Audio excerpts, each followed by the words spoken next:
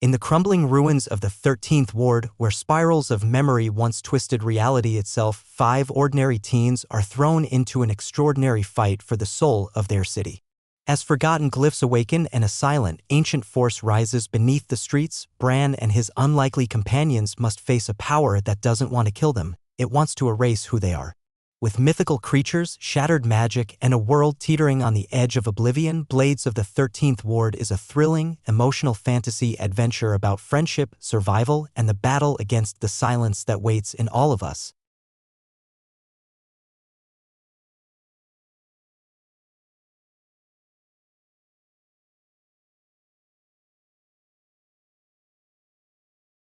The city of Vorwin was carved into the hills like a wound in stone, its towering walls coiled around itself in circles of power. At its glittering heart, tall white spires pierced the sky, home to lords and nobles who bathed in light, in wine, and in delusion. But far beyond those golden gates and quiet courtyards, past the gleaming districts of law and faith and coin, there lay the 13th Ward, the forgotten skin of the city, left to rot at the edge of its bones. It was a place where lanterns flickered because no one replaced the oil, where sewage flowed above ground when the drains cracked, and where the cobbled streets gave way to dirt and cracked stone long before anyone cared to fix them. No banners flew here. No guard patrols rode the streets. And no one from the upper tiers said its name without a sneer in their voice. But people still lived there, people who had nowhere else to go. Orphans, cripples, widows, outlaws, drunks, and those whose luck had dried up faster than the rain barrels in summer. Life in the 13th was not about living well. It was about surviving one more day. Among the narrow alleyways and leaning shacks lived a group of 5 teens who had grown up side by side, not by blood but by necessity. They were not heroes. They were not special. They had no noble blood, no secret birthmarks, no ancient swords passed down through time. They were just children shaped by a world that had already forgotten them. The first among them was Nessa, a wiry girl with short black hair and a deep, permanent sunburn on her nose. She was fast, not because she trained, but because if you didn't run quickly enough in the ward, someone else stole your meal or kicked your ribs in. She was the one with the sharp tongue and quicker fists, the one who threw rocks at guards from rooftops and once broke a butcher's window to steal a loaf of bread wrapped around a rotting apple. Then there was Bran, her quiet twin by spirit if not by blood. Where Nessa was all fire and scars, Bran was silence and calculation. He could disappear into the shadows between stalls, his brown eyes always scanning.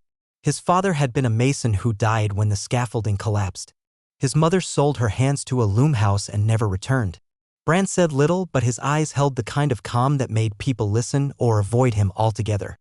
Torrin was the muscle of the group, though barely older than the others. Broad-shouldered and soft-hearted, he had once been an apprentice to a blacksmith until the forge was taken by taxmen and turned into a weapons depot. Since then, he lived with his grandmother in a sunken stone house that smelled of iron and salt. He never raised his voice, but if you touched anyone he cared about, you would feel the weight of his fists. He was also the only one among them who remembered what it meant to eat until you were full. The fourth was Win, small for his age and quick with his fingers. Pickpocket. Street performer. Occasional liar. His real name was Windell, but no one used it, not even the city records that lost track of his birth. He had no home, only places he could sneak into when the weather turned cold. Win's loyalty was earned, not assumed, but once you had it, he was yours to the end. He didn't steal from friends. Only from those who deserved it, which in the 13th was most people with shoes. And then there was Mira, the newest and youngest. She had come from a merchant family that had lost everything in a fire the year before. The nobles had refused restitution. Her father drank himself to death and her mother vanished one night and never came back. Mira was too soft for the ward at first, too polite, too trusting, but Nessa had taken her under wing like a younger sister. Mira had learned quickly. She had to. Together, these 5 shared a loose bond more sacred than any oath: protect your own and never leave one behind. The day the city trembled began like any other in the 13th. The air was thick with smoke from cook fires, the sky a dull gray canvas of ash and breath. Shopkeepers yelled over each other in the slanted marketplace. Dogs barked. A beggar fought a rat for bread near the sewer grates. The 5 teens sat on the roof of a half-collapsed apothecary sharing a bruised plum and 2 chunks of stale rye. It was a ritual they had kept for over a year, the rooftop breakfast, the watch point, the quiet before survival began. But that morning the plum rolled off the edge when the first tremor struck. It came without warning, a low groan that seemed to bubble up from the earth itself, followed by a sudden jolt that sent bricks tumbling and windows rattling. The apothecary roof shivered under them. Torin caught Mira as she nearly slipped. Nessa crouched, arms wide for balance. Birds exploded from rooftops like black dust, and somewhere in the ward, a scream echoed that didn't sound human. They had felt quakes before. Minor rumbles. The kind that made old walls shift or knocked a pot off a shelf. But this was different. It wasn't just the ground. It was the air. It hummed. Like something beneath the city had rolled over in its sleep. Did you feel that? Mira whispered, her voice thin and dry. We all did, said Nessa, already scanning the horizon. No smoke. No collapse. But every rooftop had someone standing now. Watching. Waiting. Even the dogs had gone silent. In the hours that followed, rumors spread like plague. Some said the quake was punishment for the nobles hoarding food. Others blamed it on a failed alchemical experiment in the upper districts. But the ones that stuck were the whispers from the tunnels, the old ones. The ones beneath the city that hadn't been touched in decades. Miners, scavengers, and drunk priests all muttered the same thing: something had woken up below. By evening, the streets of the 13th were eerily quiet. Markets had closed early. Doors were bolted. Even the gangs that usually prowled the alleys had vanished like smoke. Nessa and the others regrouped in Bran's cellar, a narrow space lit by a single oil lamp and ringed with moldy barrels. They didn't speak of the tremor. Not yet. They played it off, tossing stones, telling bad jokes, pretending the world hadn't shifted that morning. But they all felt it. A tension under the floor. A vibration in their bones. A low, slow waiting. Later that night, Bran stayed awake while the others slept. He stared at the old brick wall near the back of the cellar. Once, when he was little, his father told him there were tunnels beyond it, deep tunnels from when Vorwin had first been carved into the hills. He used to think it was just a story. But now he wasn't so sure. He placed his hand on the cold brick, and for a moment, just a moment, it felt warm. Like something behind it was breathing. In the days that followed the tremor, something invisible settled over the 13th Ward. It was not a storm, not a sickness, not a law that could be enforced or resisted. It was simply a feeling. A pressure that hung in the air, too soft to see but too thick to ignore. People moved slower, glanced behind themselves more often, and closed their doors just a little earlier than usual. At first, no one spoke of it openly. No one wanted to be the first to say the ward had changed, because saying it might make it real. The 5 teens, Nessa, Bran, Torin, Wyn, and Mira, returned to their routines, but not without change. They stopped spending long mornings on rooftops. They stopped separating during the day. Even Wyn, who usually wandered alone for hours looking for pockets to lighten or stalls to distract, stayed close. Their eyes were alert. Their ears were always tilted toward the ground. It wasn't just fear. It was curiosity too. The kind that creeps in when you know something is wrong but can't yet explain it. Bran in particular had not stopped thinking about the warmth in the bricks that night. He had even told Nessa about it quietly when the others were away. She didn't laugh and she didn't doubt him. She just frowned and said, "Then we check." It wasn't that simple, of course.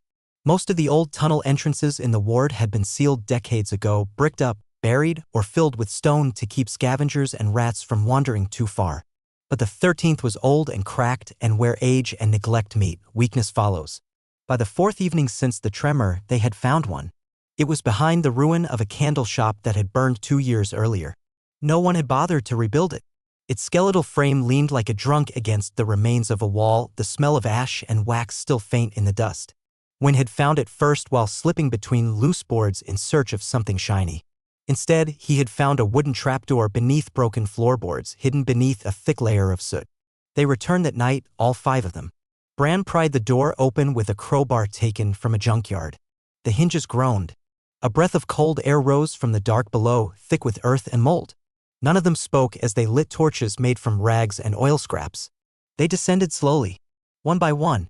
Each step deeper into the dark felt like a question the city had never wanted answered. The tunnel was narrow and damp, with walls of crumbling brick and roots pushing through the cracks. Their footsteps echoed too loudly.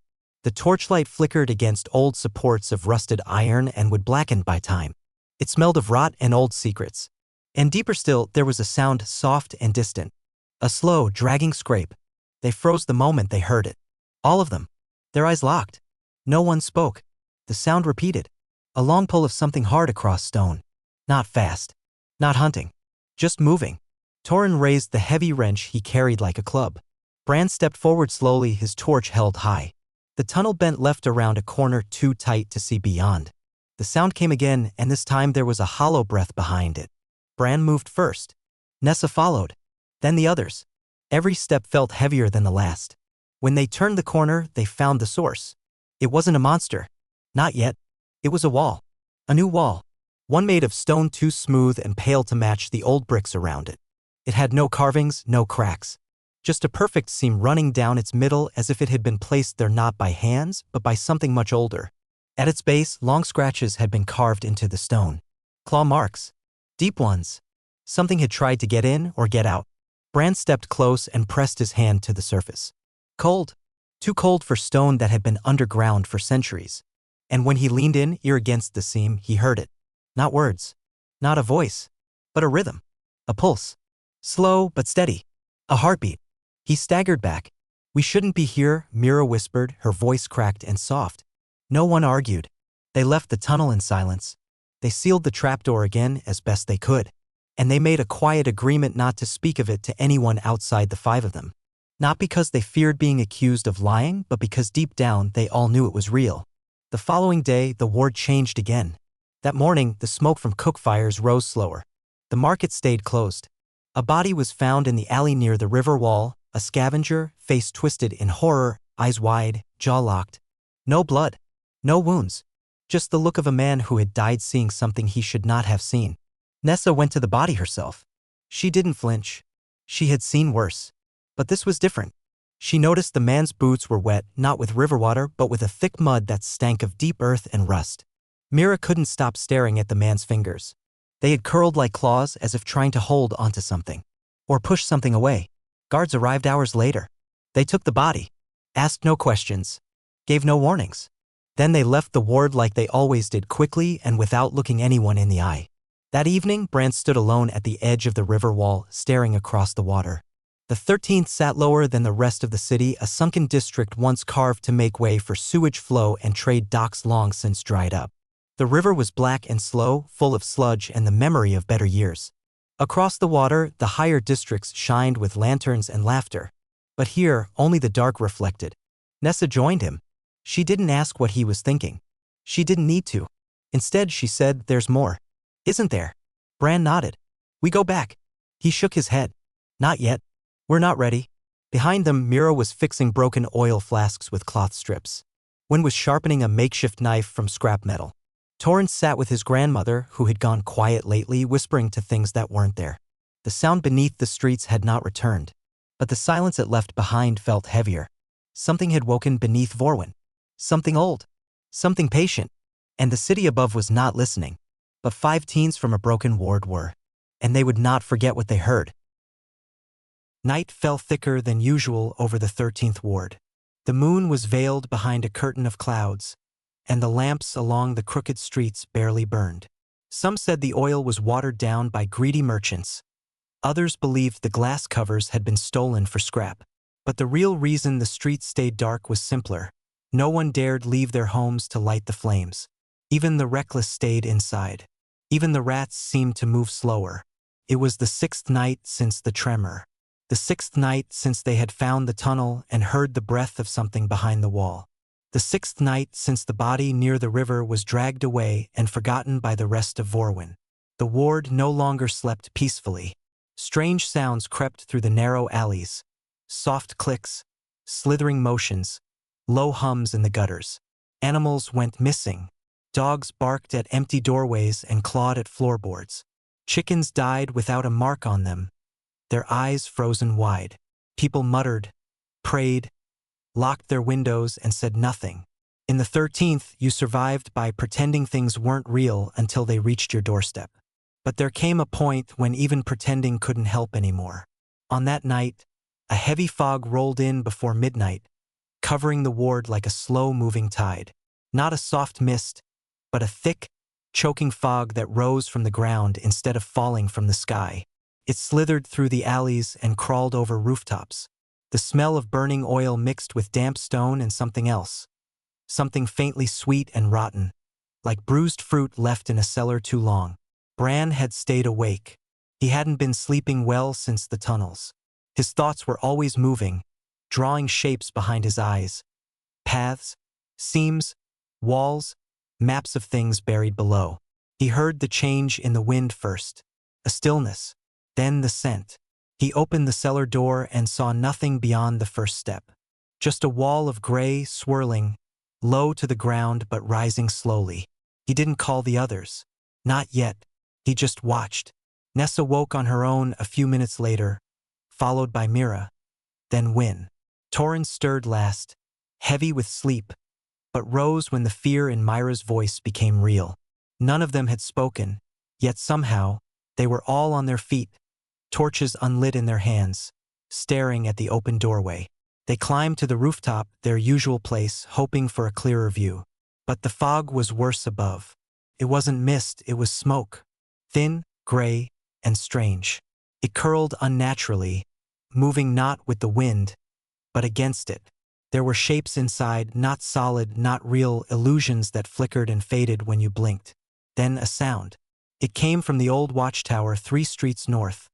A tall, skeletal thing that hadn't been used since the city's outer patrols were abandoned. A bell. 1 ring. 2. And then a scream. Not a cry for help. Not a shout. A raw, tearing scream from the gut of someone who had seen death and was still watching it. They ran toward it without speaking. The 5 of them moved as one, feet slapping stone, breathing shallow, eyes darting through the smoke. They stayed low, ducking under awnings and through shortcuts they had memorized over years of surviving the ward. When they reached the tower, the fog was thicker. The bell hung still. No one was there to ring it anymore. But the scream had come from somewhere nearby. Nessa found the blood first.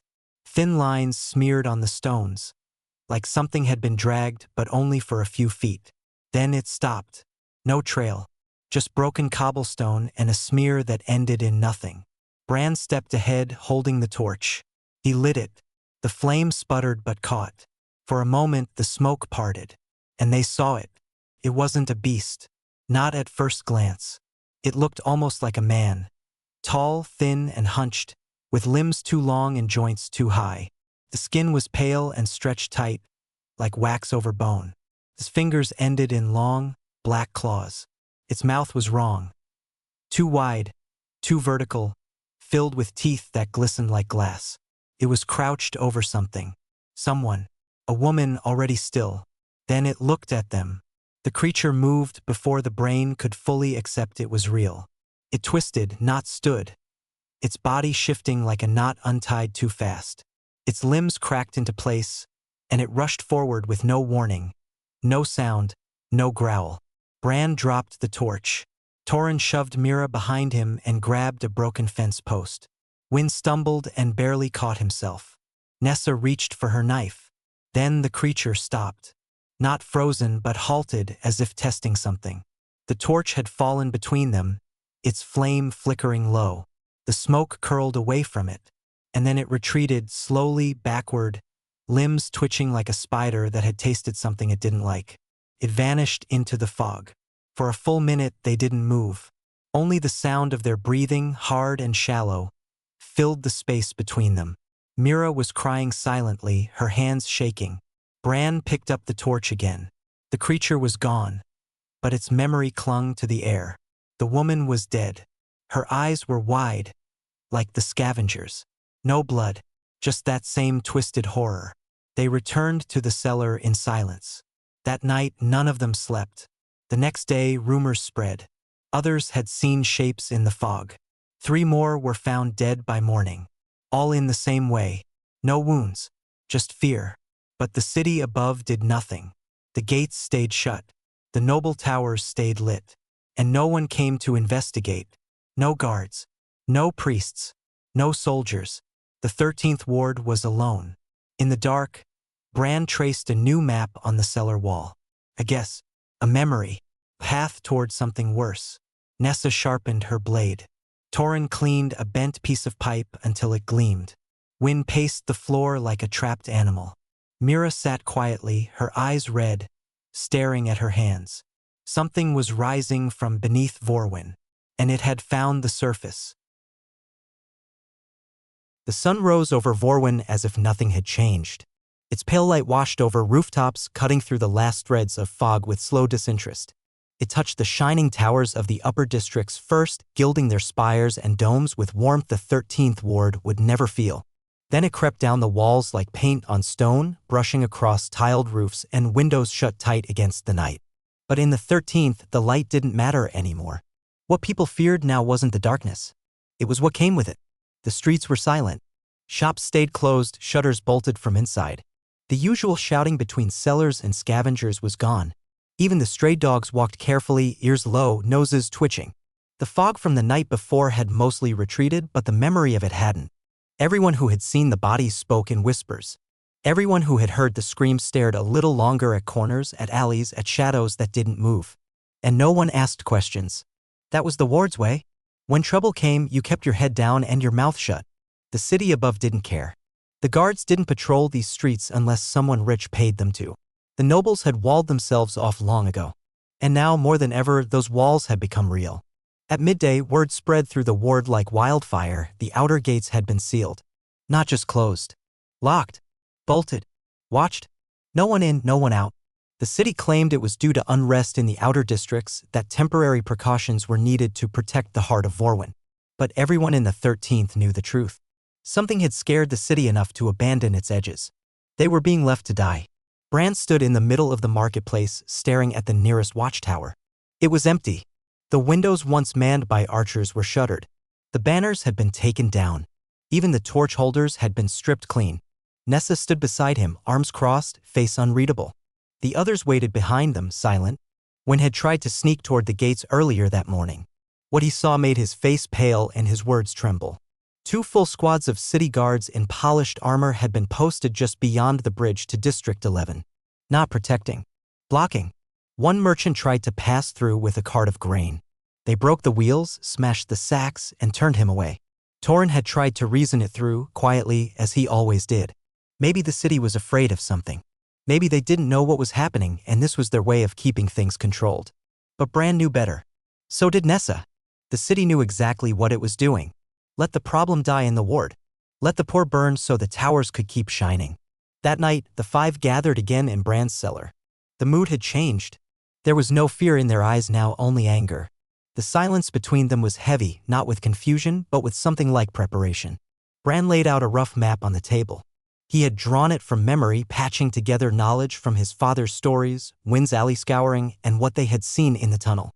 It was crude, lines of charcoal and symbols, but it showed what they needed, the locations of old tunnel mouths, closed sewer drains, broken vents.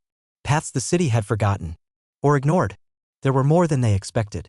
Nessa marked one near the old stone mill, half collapsed and used as a dumping ground. Mira pointed out a boarded-up stairwell near the market's east wall. Torin mentioned a hole beneath the blacksmith's old furnace that led to a drainage pipe long unused. Every one of them connected below the surface. If the monsters had come from beneath, then the ward was sitting atop a nest. And no one was going to help. That realization didn't come with panic. It came with decision. They had to act. Not to save the city. Not for glory. There was no one watching them. No reward waiting. But for themselves. For the people still alive in the ward. For the children too small to run. For the families who had no weapons, no way out, no hope left. If no one else would protect the 13th, they would. Bran stood quietly as the others gathered scraps of metal and cloth. Wynn unrolled a bundle of stolen tools. Mira began sorting broken lanterns while Torin tested the weight of an old sledgehammer. Nessa found her father's belt knife from a drawer near the furnace. Its edge was dull, but it would do. None of them were warriors. None had trained for battle. But years in the ward had taught them how to fight in other ways, how to survive, how to move unseen, how to scavenge and adapt. These were their tools now. Not swords. Not armor. But cleverness, anger, and the sheer refusal to die quietly. Outside, the ward darkened again. The fog did not return that night, but the silence was worse. The usual sounds of late-night movement, drunken laughter, the creak of carts, the groan of shifting wood, were gone. The air hung heavy. And somewhere, always just out of sight, something waited. Bran stayed awake longer than the others. He sat by the cellar door, a broken spearhead in one hand, a torch stub in the other. His mind replayed the moment in the tunnel, the smooth wall, the pulse beneath it. He didn't know what was behind it, not exactly. But he knew it wasn't asleep anymore. And whatever it was, it had more than one face. In the morning, they would scout again. Test the old tunnel near the mill. Map a path. See how deep the sickness went. It would be dangerous. Maybe deadly. But doing nothing was no longer an option. The gates were locked. The nobles had turned their backs. And the monsters were already inside. The next morning came like a stranger, cold, gray, and unwelcome. The sun barely pierced through the clouds, casting a sickly light across the rooftops. The people of the 13th Ward moved through their routines like ghosts, silent and slow. The mood in the streets had changed. The fear that once lived in shadows now walked beside every man, woman, and child. And still, the gates remained sealed. Still, the guards stood silent beyond the bridges, watching but never entering. Bran woke before the others. He stepped into the broken courtyard outside the cellar, his breath misting in the chill. In his hands he held a shard of rusted metal, the head of an old farming scythe. Its edge was chipped and dull, but there was weight to it, balance. He gripped it tight, turning it in his hands, imagining how it might swing, how it might strike. It wasn't much, but it was a start. That morning they did not gather to talk. They gathered to build. There was no plan spoken aloud, no speech made. The decision had already been made the night before. If no one was coming to save the 13th, then the 5 of them would become what the city refused to be: defenders. Not soldiers. Not knights. Just blades in the dark, sharp enough to fight back. They began at the junkyard. The place was more of a sprawl of broken carts and shattered doors than a proper dump. It stretched behind an abandoned smithy, its piles of scrap leaning like old men asleep. The yard had long been a place where scavengers fought over bent nails and stovepipes. But today it became something else. Bran led the search. He moved methodically, eyes sharp, hands careful. He found hinges, broken locks, a splintered iron poker. Every piece was examined for shape, for strength, for how it might be held or swung or lashed to wood. He didn't speak much, but the others followed his rhythm. Nessa favored lighter pieces, iron rods and bent daggers, flat sheets of metal that could be sharpened into makeshift blades. She moved quickly, testing the weight of things in her palm, her movements sharp and precise. She had always been fast, always preferred speed over strength, and she shaped her tools the same way. Torrin worked slower but with purpose. He found a broken fence post and reinforced it with iron bands from a shattered wheel. He used rope to tie a crowbar to its tip, turning it into a crude war hammer. He didn't say much either, but when he lifted the finished piece over his shoulder, the others looked at him with something close to awe. Wynn, light on his feet and clever with his hands, focused on smaller tools, thin blades, sharpened scraps of tin, a length of chain with nails tied to the ends. He had no illusions of winning a fight through strength. His weapons were for speed, for surprise, for survival. And Mira, sweet, quiet Mira, took to the work with unexpected focus. She found a small, triangular piece of steel and with Bran's help fastened it into a handle made from a broken chair leg. It wasn't much, but her grip was steady. Her hands didn't shake. By midday they had shaped their first weapons, crude, dangerous, unfinished. But they were real. And in the 13th, real was enough. They didn't test them in the open. Too risky. Too many eyes. Instead, they returned to the cellar, reinforced the door, and cleared space for movement. One by one, they practiced. Not with elegance, not with grace, but with desperation.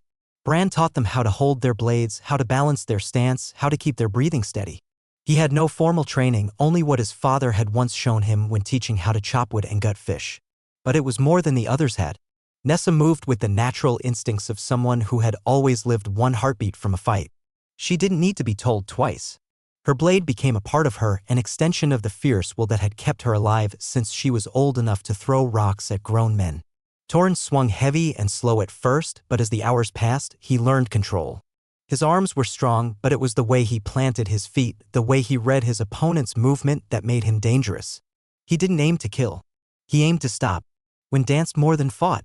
He darted in and out, testing angles, watching for weak spots.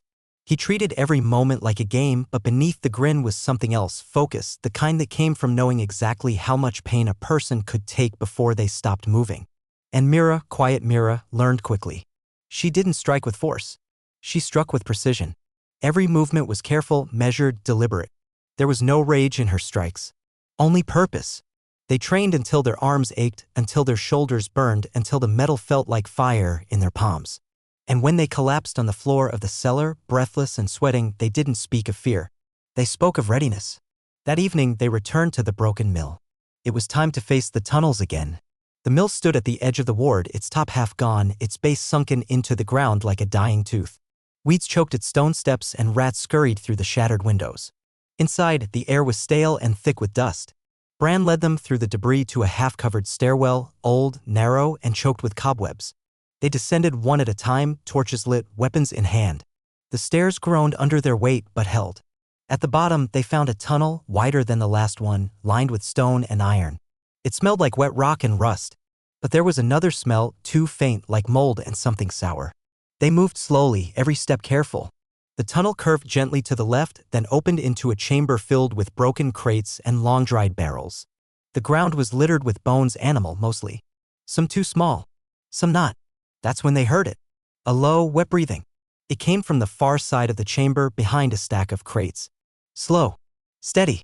Wrong. Bran raised his hand. They froze. Then, as one, they moved forward, circling wide. Nessa's blade was ready. Torrhen gripped his hammer. Mira held her small dagger tight, eyes locked ahead. And then they saw it. It was hunched, a pale, misshapen thing, its back arched, its arms long and coiled beneath it like a spider.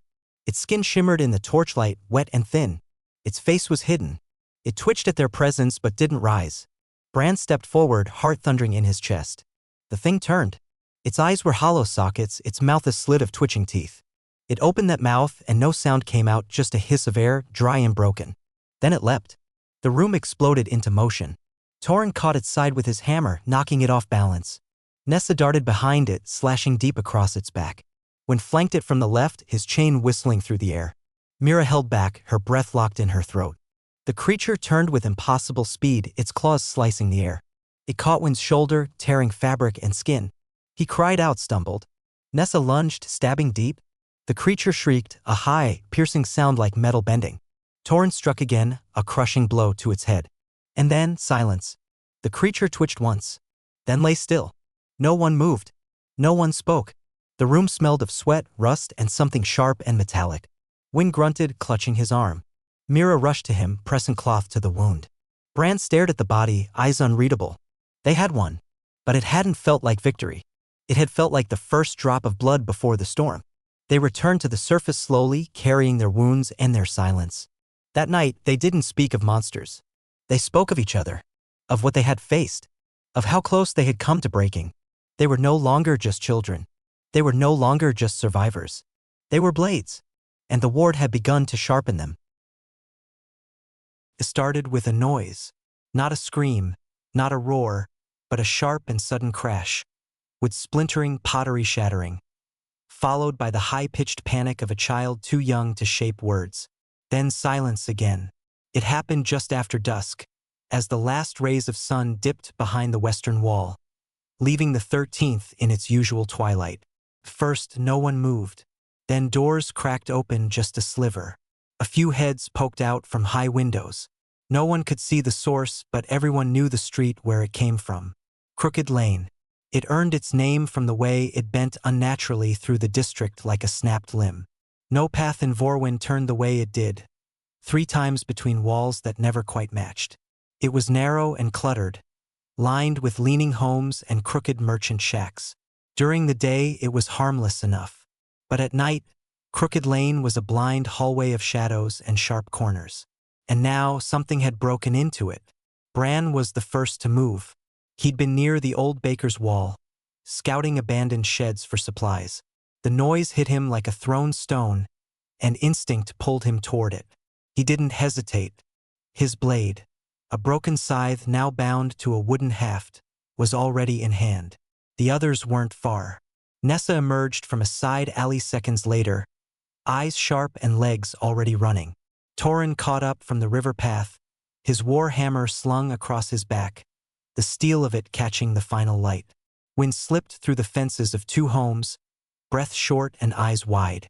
And Mira, pale but determined, came last, still limping slightly from the previous night's strain, her small triangular dagger gripped tight.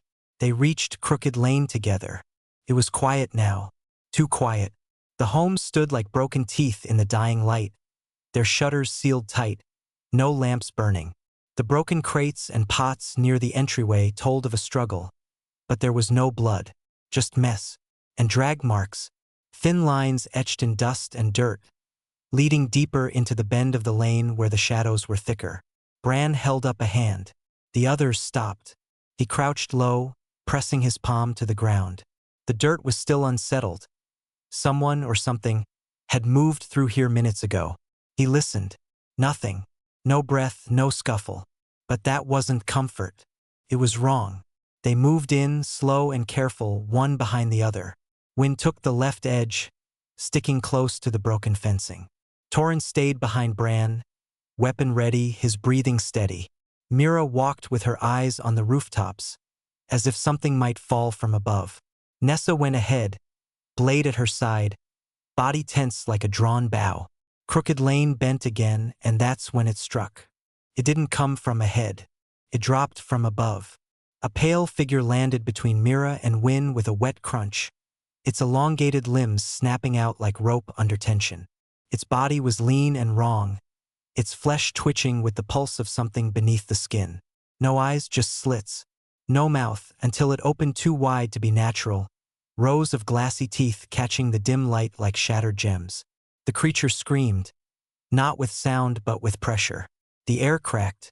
Wynn fell to his knees, clutching his head. Mira staggered back, blade raised but shaking. Torrent roared, charging forward with his hammer. But before he could reach it, another dropped behind them, cutting off their escape. It was an ambush. Nessa didn't hesitate. She was already moving, already slashing low and hard at the first creature's knees. Her blade bit into sinew, and it shrieked again, reeling back. Bran lunged in from the side, slicing across its chest, the blow not deep but enough to stagger it. Behind them, Torrent turned and met the second one head-on. His hammer swung low, cracking stone as it missed, but the second strike caught the creature's arm as it lunged, snapping it back at an unnatural angle. Still, it came forward. Wynn crawled clear of the first's reach and flung a length of chain toward its leg. The chain looped and tightened. Bran kicked its chest and sent it sprawling. Mira lunged forward, her dagger flashing once, then twice. She struck beneath the jaw, where the flesh was soft and gray, fell still. The second creature shrieked louder and raged, leaping over Torrent to land behind Nessa. She rolled aside just in time, its claws grazing her back. Bran turned and met it mid-motion, his makeshift blade cleaving down with both hands. It shrieked, flailing, and Wynn struck it from behind with a sharp rod. Crumpled, hissing, twitching in death. Silence returned. Their breath echoed in the narrow space, hard and ragged. Mira dropped to her knees, blood smeared on her hands. Wynn stood unsteady, his lips split, one eye swollen. Torrent leaned against the wall, arms trembling. Nessa was already wiping her blade clean. Bran crouched beside one of the corpses. It wasn't the same as the thing they had killed in the tunnel. It was similar, same lean limbs, same unnatural proportions, but this one had scars, marks, and symbols, etched crudely into its flesh. Not born that way, marked. He ran his fingers over the symbols. They weren't decorative. They weren't random. Someone had carved these. Someone's making them, he said at last, voice low. Nessa looked up sharply. You mean, they're not just monsters? Bran shook his head. They were changed. This didn't grow like this. It was twisted. Torrent stared at the corpse, lips drawn tight. By what? No one answered. They returned to the cellar that night with wounds and silence. Mira cleaned Wynn's bruises. Nessa sat with her back to the wall, watching the entrance. Torrent paced. Bran stared at the map he'd drawn, his eyes tracing the tunnel lines. The ambush had proved one thing. The monsters weren't just hiding underground. They were hunting now, choosing when to strike. And worst of all, someone somewhere was helping them. The ward was never quiet for long, but after the ambush at Crooked Lane, a new kind of hush fell across it. Not the stillness of fear, but the stillness of watching. People began to whisper of figures moving at the edge of their vision, shadows that didn't vanish when light returned. A grocer near the canal swore he saw a thing on the roof above his home, crouched and unmoving until it disappeared into the fog like smoke caught in wind. Others spoke of humming beneath their floors at night. Faint, rhythmic, pulsing. like the sound of something vast breathing just under the skin of the ward. Bran kept to the rooftops in the early mornings. It gave him a better view. Not of the monsters, they never showed themselves in daylight, but of the streets, the corners, the strange patterns people ignored.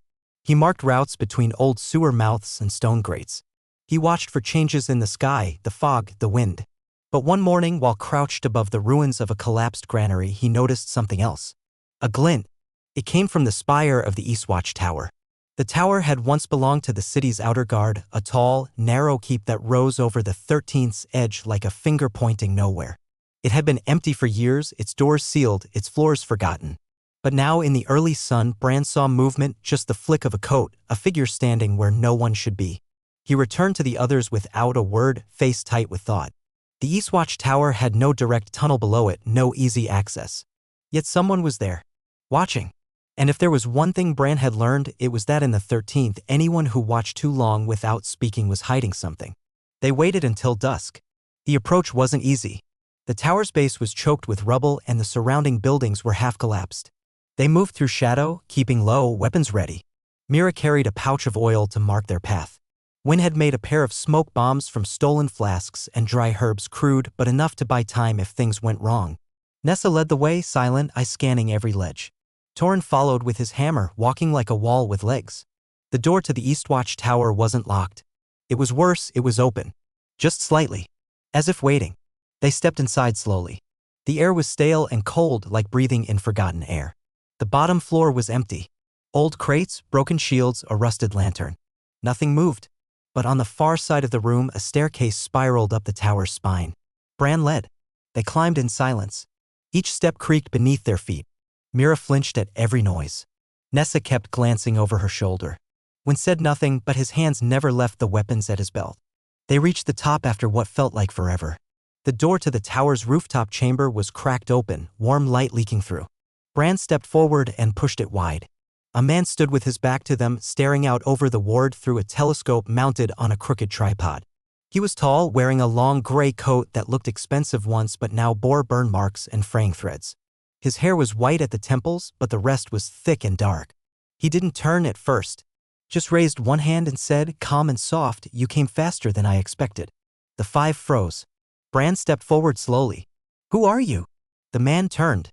His face was lined but not old. His eyes were strange, not threatening, not kind, but tired. He looked at them not like a predator or a coward, but like someone who had seen a great deal and expected to see more. He nodded as if their presence confirmed something. "My name is Corin," he said simply. "I used to work for the city. Now I work for no one." Wynn frowned. "You were watching us." "Yes," Corin said. "Because you were the only ones trying to stop what's coming." Bran stepped forward. "You know what they are?" "The creatures." Corin's face hardened slightly. "I know what they were. Before." That silence came again. Heavy. The kind that meant everything had just changed. He motioned to a table behind him. It was covered in papers, sketches, diagrams. Drawings of the creatures, limbs measured, mouths sketched open. Organs labeled. Some of the sketches were horrifyingly precise.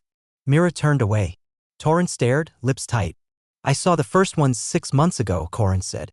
"Beneath the old tower near the city's edge. They weren't like this. They were small. Incomplete. Then they started changing. More limbs. Less human. Someone was testing them." Nessa clenched her jaw.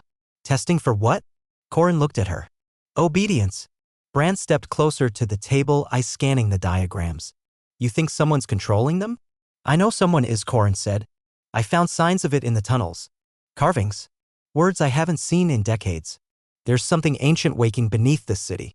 And someone with power is trying to bind it. Twist it. Use it." Torrhen grunted. "Use it how?" "As a weapon," Corin replied. "Or a kingdom. Does it matter which?" The five stared at him, the pieces falling into place. The sealed gates. The silence from above. The marks on the monster's flesh. This wasn't a mistake. This wasn't a disease. It was design. Corin looked at them, gaze sharp now. "You've survived longer than most. That means something. If you're willing, I can help. I have maps. Records. I know where the old heart of the tunnels is, where the blood runs thickest. But you must understand, the city has already decided you're expendable. You're on your own." Bran looked to the others. Nessa met his gaze with a nod. Mira stepped closer to the firelight. Wynn took a deep breath. Torrhen lifted his hammer slightly. They didn't need to speak. They had known that from the beginning. Corin moved to the table and unfurled a brittle map. His finger pointed to a point deep beneath the ward. A chamber long sealed, surrounded by symbols he said meant origin in a language older than the city itself. The heart below, he whispered. That's where it begins. Bran stared at the map. A tunnel. A war. A path with no return. But they would walk it anyway. Because someone had to. The map was drawn on brittle parchment, edges torn by time, its ink faded to the shade of old bruises. Corin unrolled it with slow precision, his fingers tracing the thin, curling lines like veins stretched beneath the skin of the city. Each mark was deliberate, a tunnel, a chamber, a hidden stairwell lost beneath stone. At the center of it all, encircled in red ink, was a name etched in trembling script, the heart below. No one spoke for several seconds after he revealed it. The words alone felt heavier than iron. Corin stood motionless as the five stared at the map, their breath shallow, the fire crackling quietly behind them.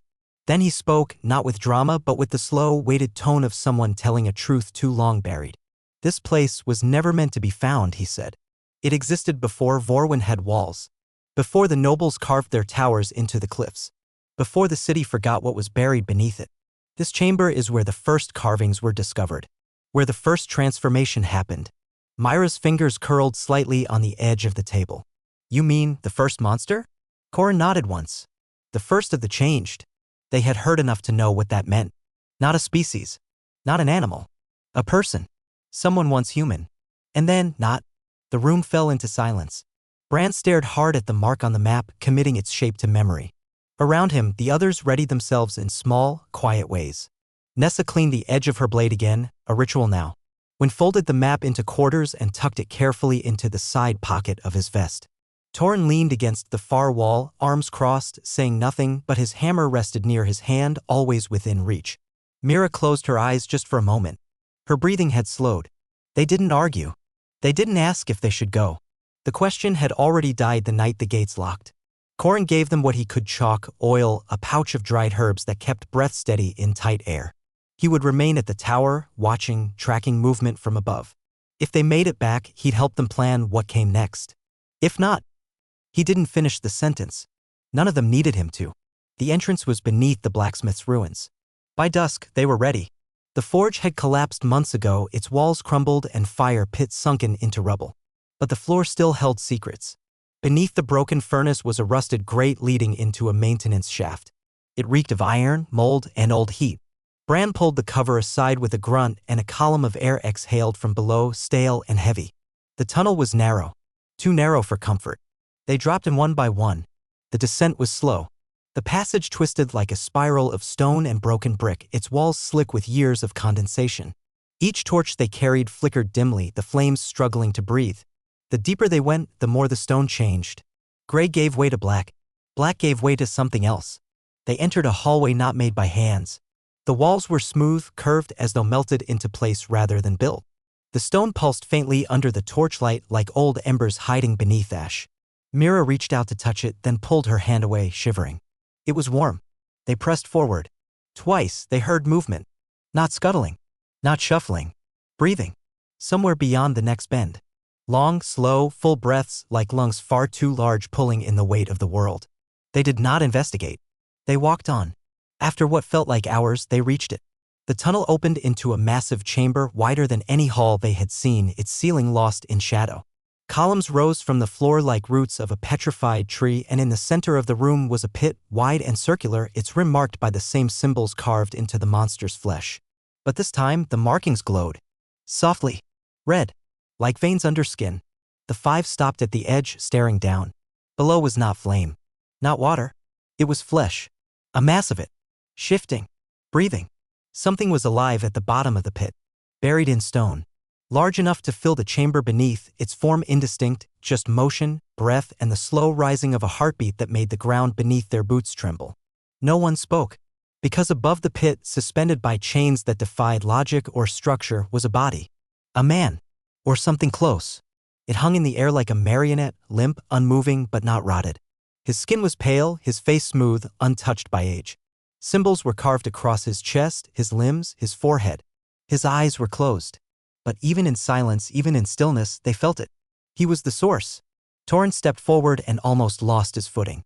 Bran caught him. Nessa moved to the side, scanning the far corners. Mira was frozen, lips parted. Wynn's hand trembled slightly as he reached into his satchel for a piece of chalk. Then the man in chains opened his eyes. They were black. Not hollow. Not blind. But filled with something ancient. He didn't scream. He smiled. The chamber responded. The walls pulsed. The pit churned. And something rose. Not the man. Not the beast. Something in between. It crawled out of the pit on limbs that bent the wrong way, flesh shifting with each motion like it had never decided what it wanted to be. A scream, high and insect-like, echoed off the columns. The five scattered. Torrin roared and struck first, his hammer colliding with a leg thicker than a barrel. It staggered, but didn't fall. Nessa spun around its flank, blade biting deep into its side, but it twisted, too fast, too fluid. Mira flung a torch at it and missed. Wynn shouted something none of them heard. The creature lashed out. A sweeping claw caught Bran and threw him across the floor. He slammed into a column, the air leaving his chest. Pain shot through his shoulder, but he forced himself up. Nessa screamed, not in fear, but in rage, and leapt again. This time, she struck higher. Her blade sank near its throat, and she held on. The thing shrieked, convulsed. Torrin smashed its rear leg, and it collapsed, just for a moment. Long enough for Mira to slide forward, dagger ready, and drive it beneath the ribs. The creature jerked once. Then fell still. Silence returned. Only the chained man remained, staring down. And then he laughed. Low. Soft. A laugh that wasn't human. Then he spoke, voice crackling with something deep, like stone breaking underwater. You've seen it now, he said. You know what sleeps. Bran staggered forward. What are you? The man smiled wider. Not what? Who? I am the echo of your city's sin. Then his body burned, not with flame, but with light. The symbols on his flesh glowed white-hot, and then he was gone, chains falling, ash drifting into the pit like snowfall. The heartbeat continued. The pit still pulsed. The source was still alive. But now it knew their names. And they had seen its face. They emerged from the tunnel long after midnight, skin streaked with dirt and blood, lungs thick with dust, and hearts still hammering to the rhythm of that impossible heartbeat beneath the stone. No one spoke. There were no words for what they had seen in the heart below. Not yet. Each of them carried the silence like a stone in their chest. The warmth of the forge ruins felt strange now, wrong, after the cold, unnatural breath of that chamber. It was as if something had followed them back to the surface, clinging to their skin, hiding in their thoughts. Bran was the last to climb out of the shaft. His right arm hung stiff at his side, shoulder dislocated from the strike that had thrown him against the stone pillar. His face was pale but calm. Mira had wrapped it earlier with a strip of cloth, but the bruising would take time to fade. He said nothing as Torrin helped him onto a crate beside the old furnace. Across from him, Mira crouched by Wynn, checking the stitches she had made along his rib. He had taken a glancing blow from one of the creature's claws, shallow but painful. Torrin paced with slow steps, fingers tapping the handle of his war hammer as if replaying every second of the fight. Nessa stood alone at the edge of the ruins, staring toward the rooftops of the ward, her expression unreadable. There was a tension in the group, not born of fear, but of something new, certainty. The enemy was real. The threat was growing. And something was guiding it from beneath. They had seen it, felt its gaze, heard its voice. And it had laughed. Bran finally broke the silence. His voice was hoarse but steady. We're running out of time. Nessa turned, nodding once. Wynn looked up from where Mira was still tightening his bandages. So what do we do now? Torrin stopped pacing. We bring it up. We make them see. The rest of the ward. They won't believe us, Mira whispered, not out of doubt but exhaustion. Not until it's too late. Bran flexed his injured hand with a wince. Then we show them. Morning in the 13th came gray and muted. Ash clouds from the upper districts had drifted over the ward, tinting the sky a sickly silver. But the streets were restless. Word had spread of shadows at windows, of animals found shredded in alleyways, of a boy who vanished near Crooked Lane and whose mother screamed at the gates until the guards dragged her away. The silence of the city was beginning to crack. The five didn't waste time. They returned to their hidden cellar and began the work.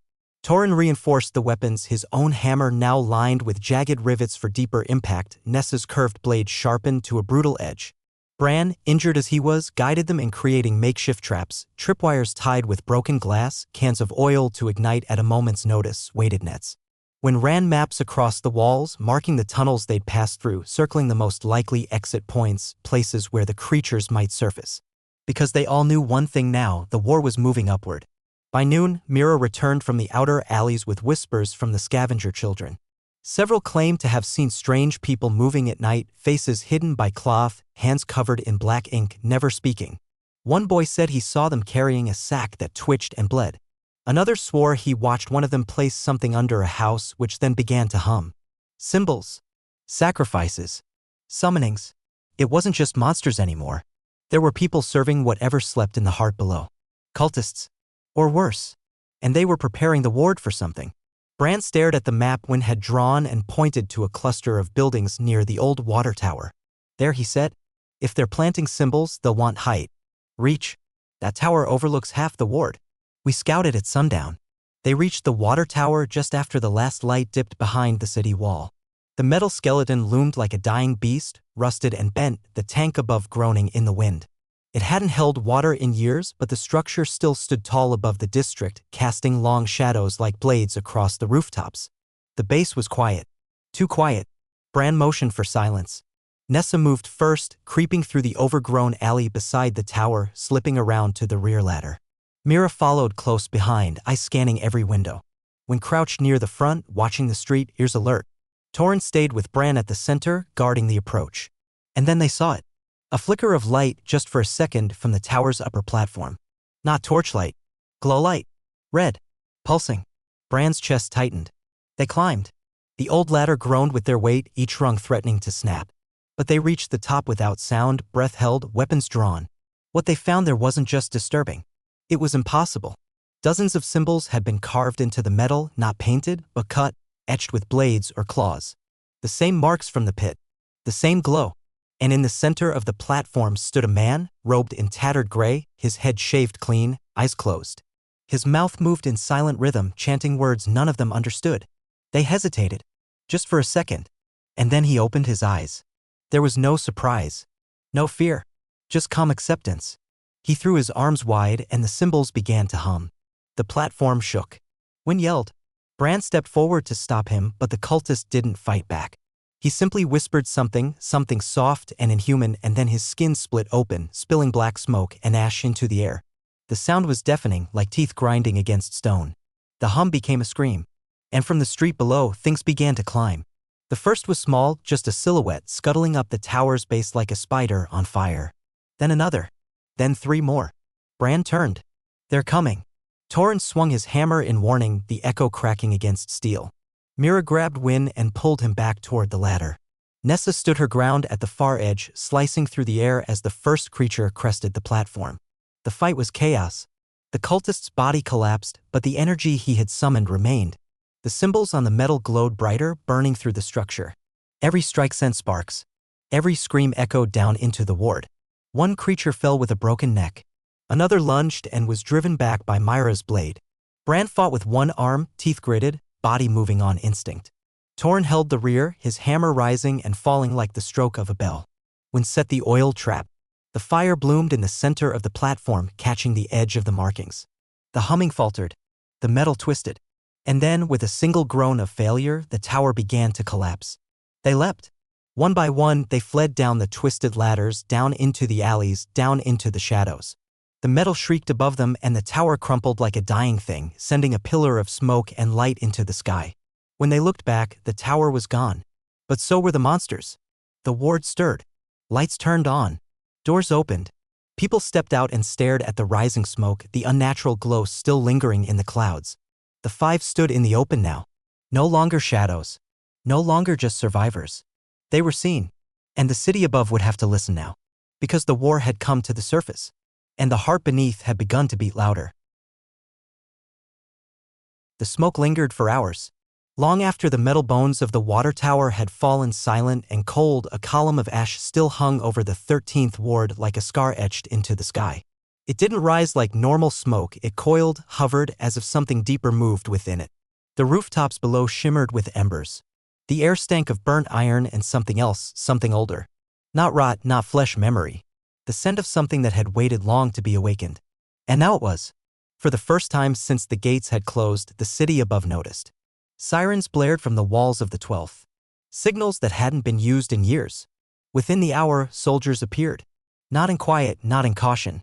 They stormed the broken streets like hunters in a foreign land, helmets gleaming, boots sharp on broken stone, their faces hidden behind visors that made them look more like statues than men.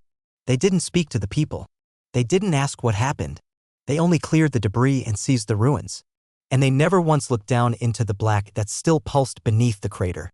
Bran and the others watched from the upper ledge of an old watch house, hidden behind rusted beams and layers of soot-dark cloth. The soldiers weren't looking for survivors. They weren't trying to help. They were containing something. And it wasn't the fire. Torrent clenched his jaw as another truck rolled in from the 12th gate, packed with equipment they had never seen, devices with flickering lights, strange tools of steel and wire. Mira leaned closer to the slit in the cloth, watching as two masked men carried out a shard of metal from the fallen tower, still marked with the glowing red carvings. Nessa turned toward Bran. "They're taking the pieces." Bran didn't blink. "They want to study them. Or bury them.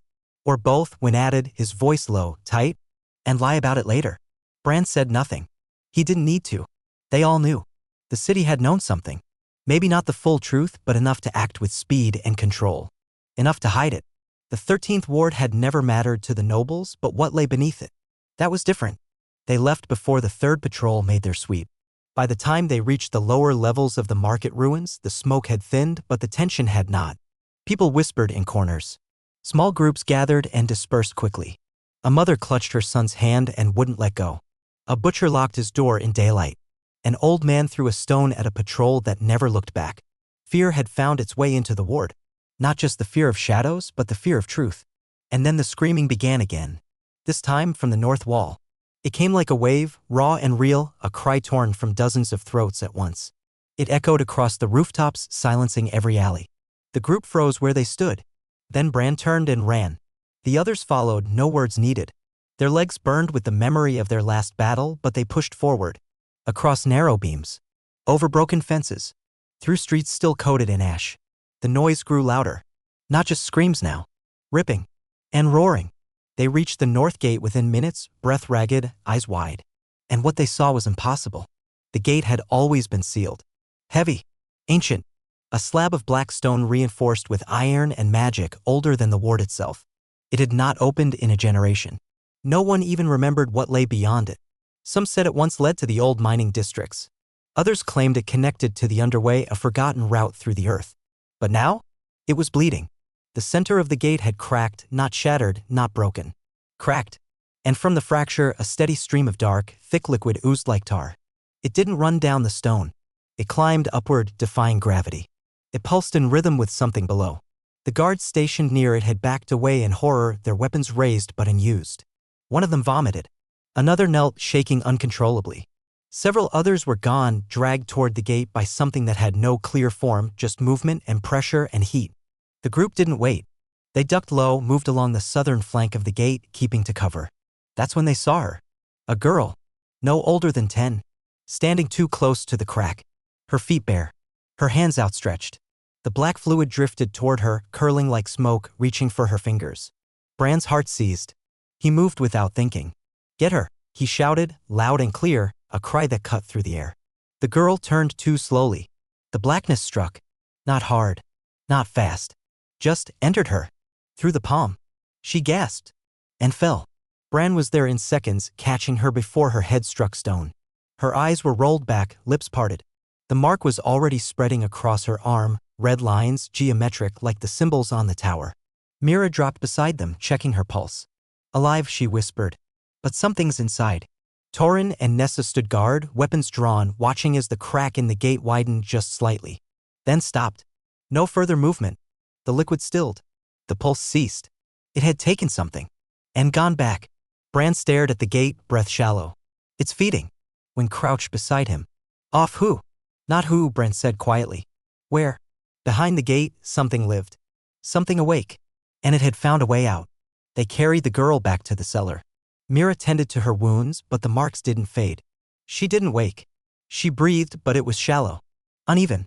Like she was still hearing something no one else could. Bran sat beside her for hours, watching. Remembering the chains in the pit. The man who had smiled with eyes black as tar. The flesh that breathed. It wasn't over. It hadn't even begun. The gate had bled. Now the ward would drown.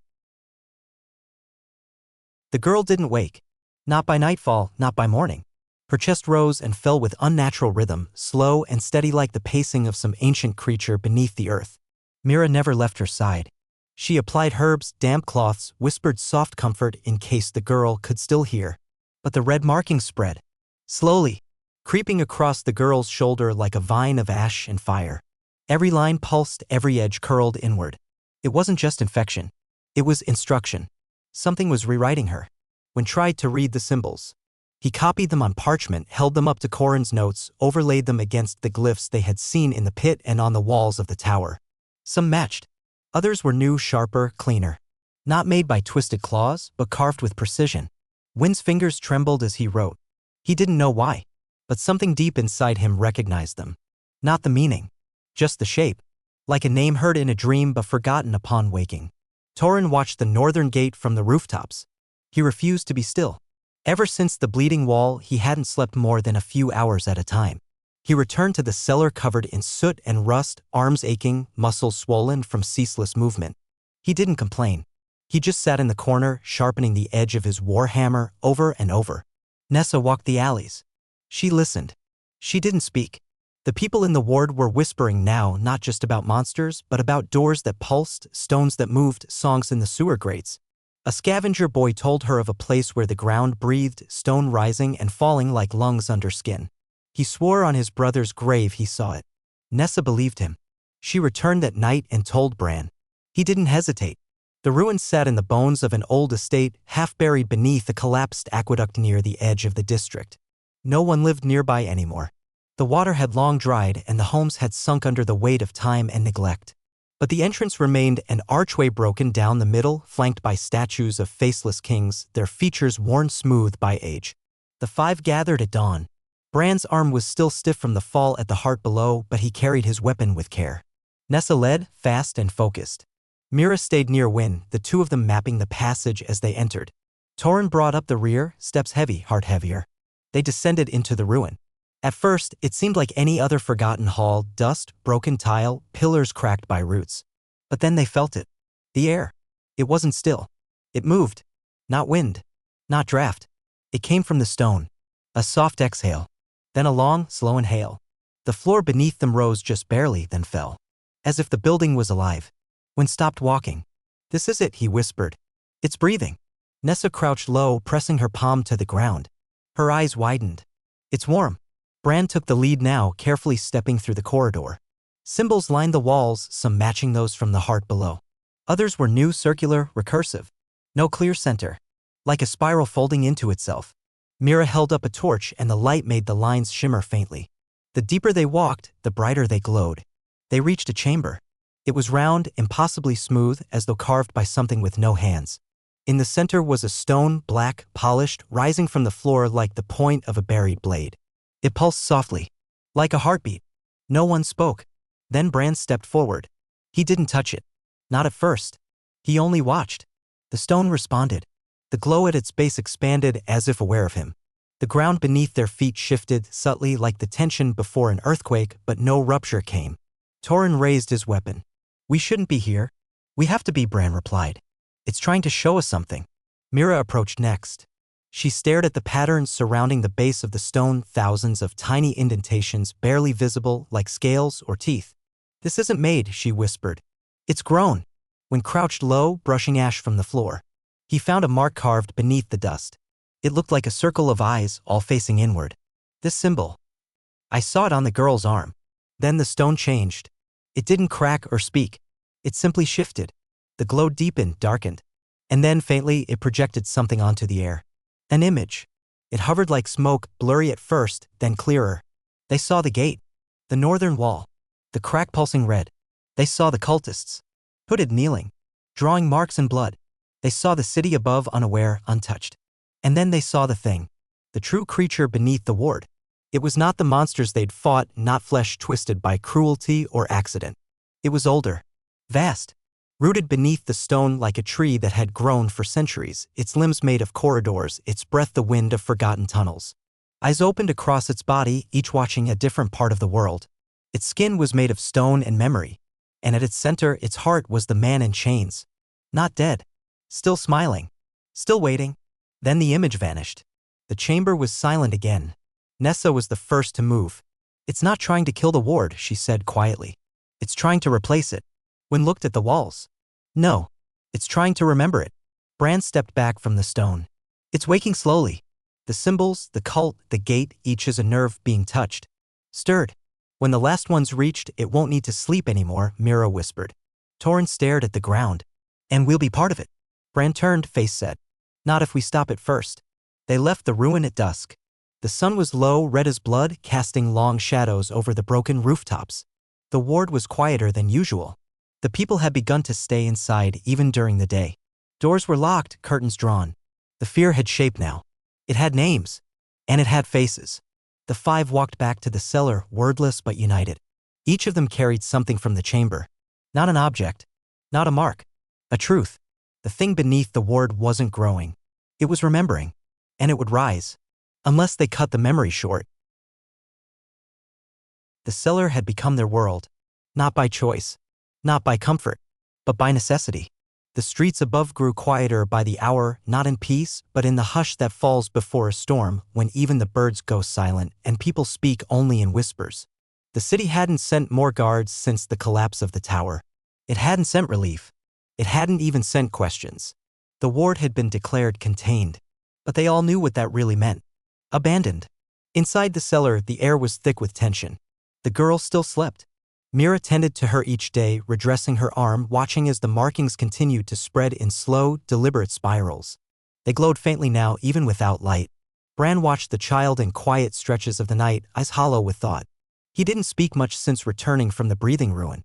The image of the chained man haunted him, not just his face, but his eyes. They had looked at him like they knew him. As if they had been waiting. Torrhen spent his time outside the door, sharpening weapons, ears tuned to the sounds above.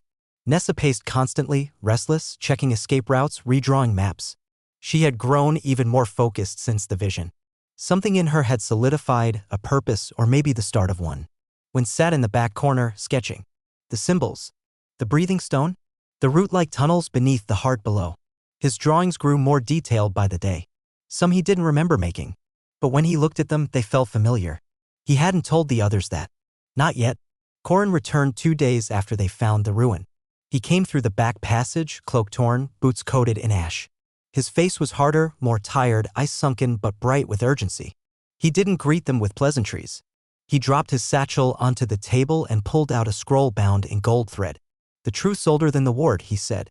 They gathered close. The room dimmed as Mira lowered the lantern to a soft flicker. Corrin unrolled the scroll. The parchment was aged, the ink faded but legible. Diagrams. Names. A language none of them could read, but somehow Bran felt the meaning behind each curve. Corrin began to explain. "There was once a city beneath this one," he said. "A city not built, but grown. Grown by a people who didn't use stone or steel, but memory. They shaped the tunnels by binding their thoughts to the world. Every passage, every chamber, every gate was part of them. Not architecture. An extension of self." When leaned forward, eyes wide. "The tunnels are alive." "More than that," Corrin said. "They were meant to be. Each wall holds names. Each mark is a thread of someone's life woven into the foundations." Torrhen frowned. "And the creatures?" Corrin looked at him carefully. "They're fragments. Pieces that tried to break free. Bodies left without memory. Emotion twisted without purpose." Mira asked the question no one dared. "And the chained man?" Corrin hesitated. "Then, he was the last architect." Bran's eyes narrowed. "You knew him?" Corrin's face tightened.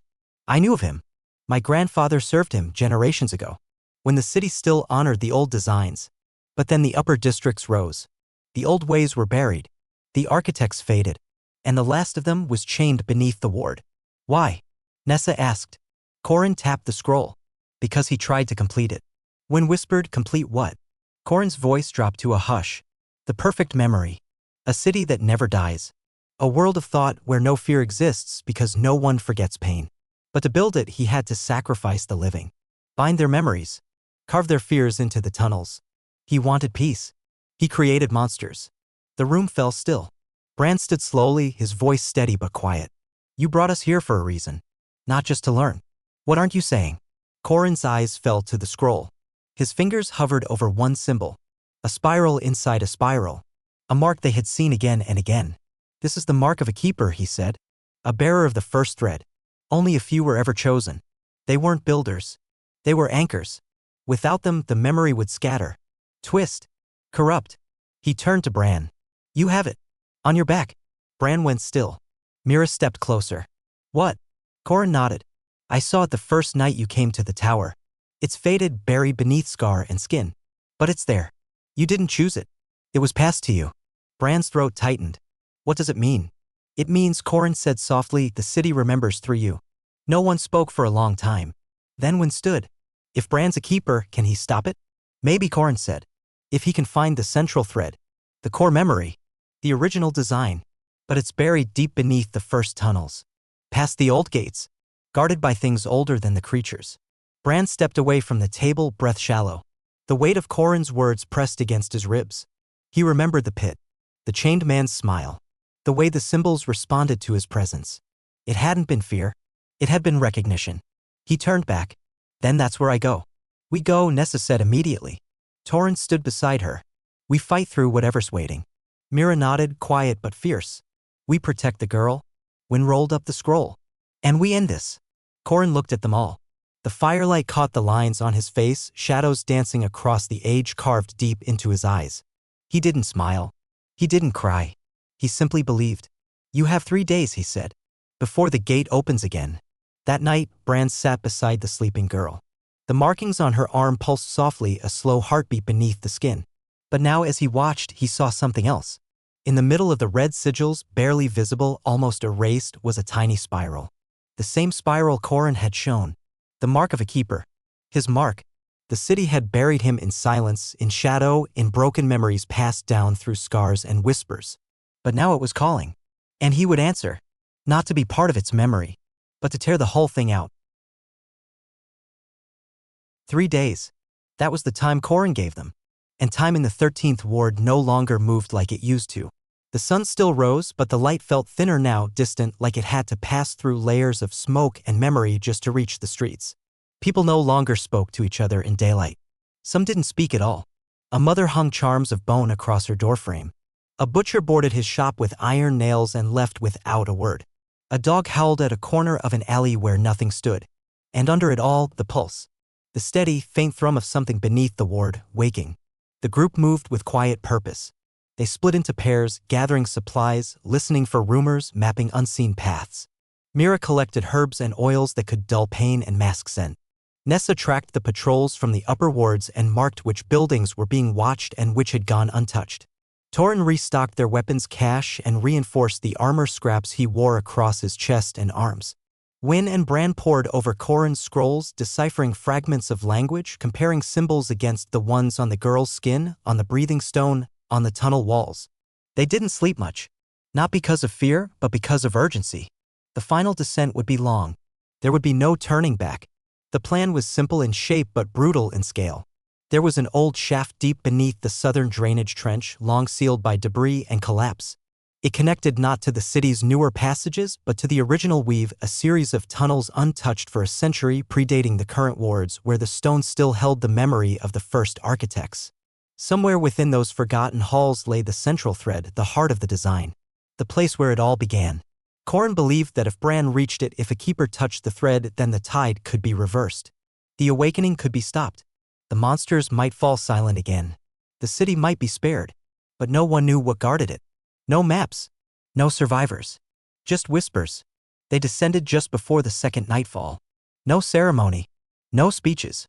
Only the sound of boots crunching across stone, breath held tight in the lungs, and the memory of the girl's slow, flickering pulse behind them. Mira had placed a protective ward over her, a fragile weave of light and dried ink, but it wouldn't last more than a few days. The shaft was tight, angled steeply, and slick with condensation. They climbed down one by one, lanterns swinging softly, shadows twisting behind them. The walls were lined with old piping, some of it cracked, some wrapped in long-dead roots that still reeked of the deep soil. Bran led with Wynn close behind, map in hand, whispering directions from Corin's annotations. Nessa followed silently, her blade sheathed but ready. Mira and Torrin took the rear. As they reached the bottom, the air changed. It didn't thicken with rot or mold, it stilled. Became flat, like walking into a room where the walls didn't echo. Sound stopped carrying. Footsteps barely made noise. Even breath seemed muted. Bran stepped onto a flat stone platform, his lantern sweeping across a vast hallway that curved endlessly in both directions. The floor was etched with spiraling symbols and the walls bore no support beams, just seamless, smooth gray that looked neither carved nor natural. They were inside the weave, and it was listening. For hours they walked, slowly, carefully. The tunnels seemed to bend even as they moved, never quite straight, never quite following the map's lines. Every few steps, a soft flicker of light would pulse from the walls, never bright, just a shimmer of recognition, like the tunnel was reading them, responding to their presence. When whispered, it knows him. Bran kept walking. They passed through chambers shaped like organs, rooms that pulsed gently with a heat not born from fire, walls that stretched and tightened as if adjusting to accommodate them. They crossed a narrow stone bridge suspended over an endless black shaft where sound vanished as soon as it was spoken. Mira dropped a small pebble. It never made a sound. In the third chamber, the air shifted again. Colder.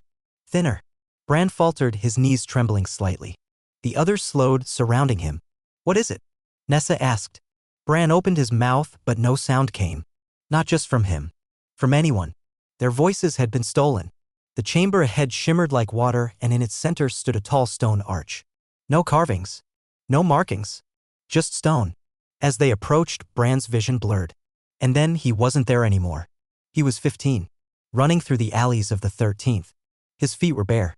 Blood ran down his forearm from a wound he didn't remember getting. His breath burned. The sky was darker than it should have been. Someone screamed behind him. He turned a corner, right into a gang of 3 older boys. Thieves. Laughing. They shoved him down, took his bag, kicked him twice in the ribs. When they left, he stayed on the ground for a long time, watching the sky between broken roof tiles. Then a woman's voice. Soft. Familiar. "Get up." He turned. No one was there. Bran staggered back into the present, gasping.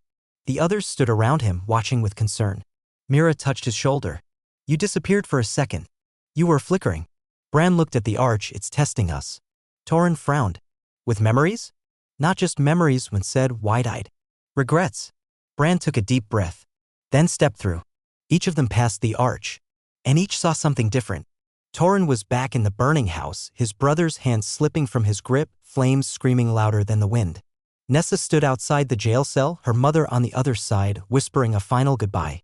Mira saw herself on the steps of the apothecary, watching as her father gave her away to the militia recruiter with dead eyes.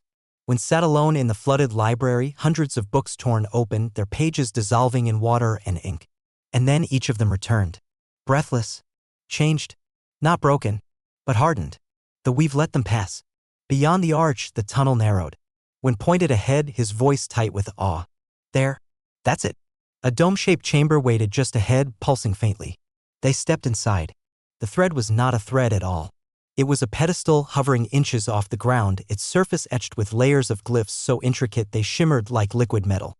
The air around it felt thick with memories not their own. Visions of builders, of stone bending, of breath turning into walls. Sounds that echoed from no mouth. Faces that flickered just beyond recognition. Bran stepped forward. His hand trembled.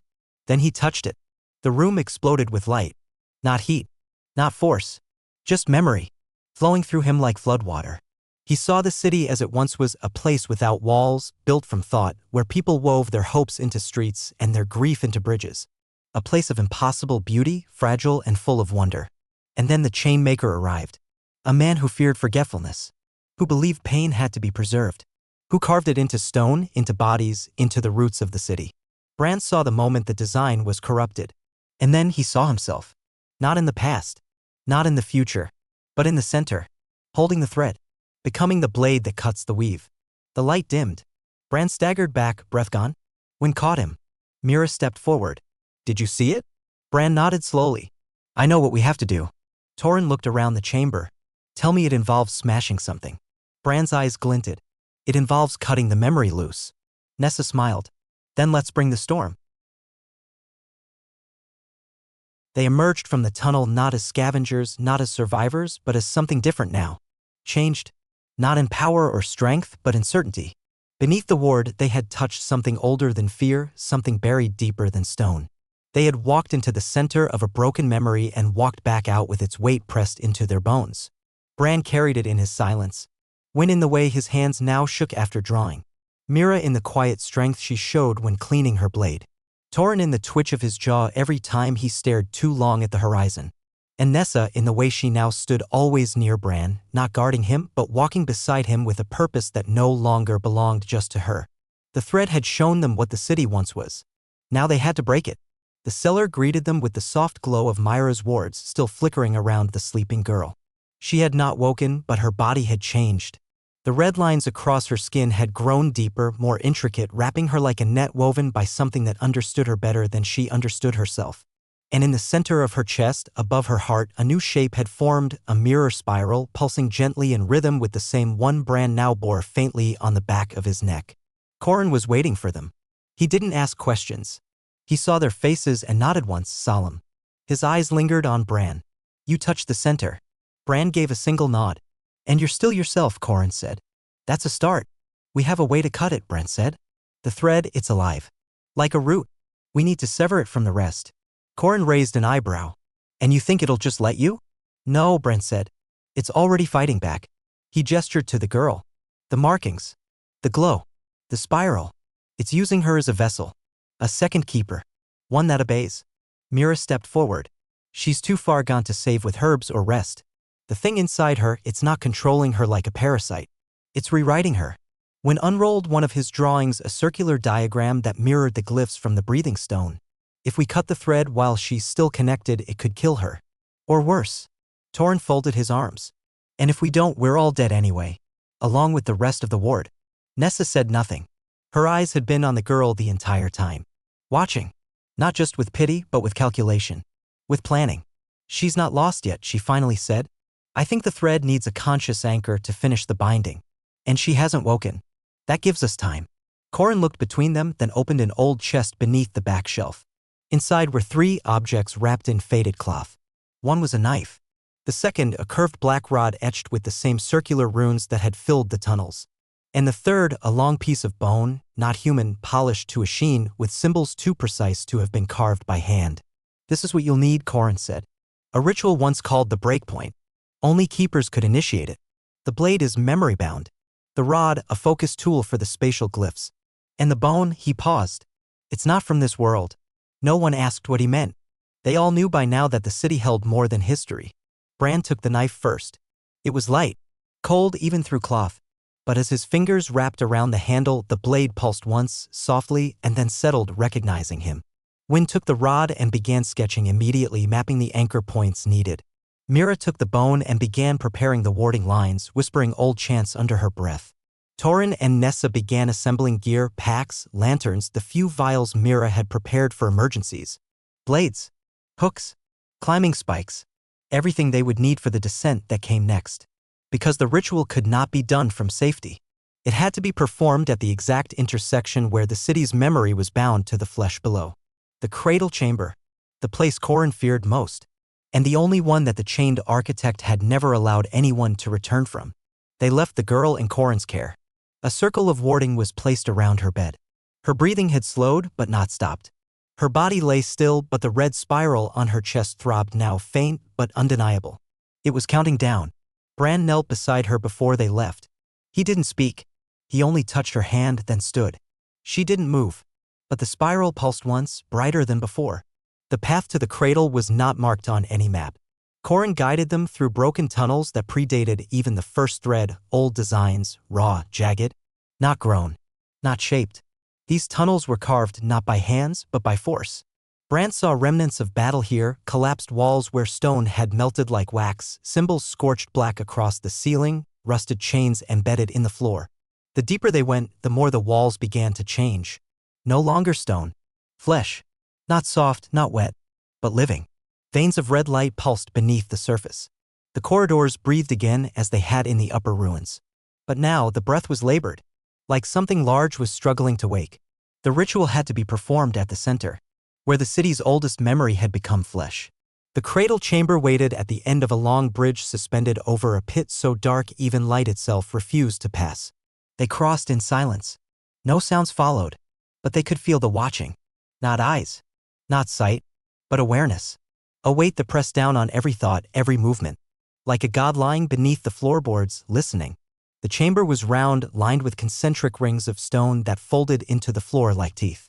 In the center stood a pedestal, cracked and glowing faintly. The markings on it shifted, slowly rearranging as they watched. Wynn stepped forward and began laying down the ritual lines. Mira unpacked the bone tool and began drawing the glyphs across the perimeter. Nessa lit the war fires. Torrent stood at the mouth of the chamber, weapon drawn, waiting. Bran took the knife and walked to the center. Each step echoed, though the room was silent. Each breath drew harder, though the air didn't move. When he reached the pedestal, the room shuddered, and something deep below groaned. A voice, not heard, but felt, rolled across their thoughts. Not ready. You do not remember enough. You are not worthy to cut what you have not lived. Bran gripped the blade tighter. He raised it and the chamber exploded into motion. Stone tore itself apart as something vast rose from below. It wasn't the chained man. It was his guard. A creature born from memory and grief, a towering thing made of spirals and arms and mouths that whispered regrets in every tongue.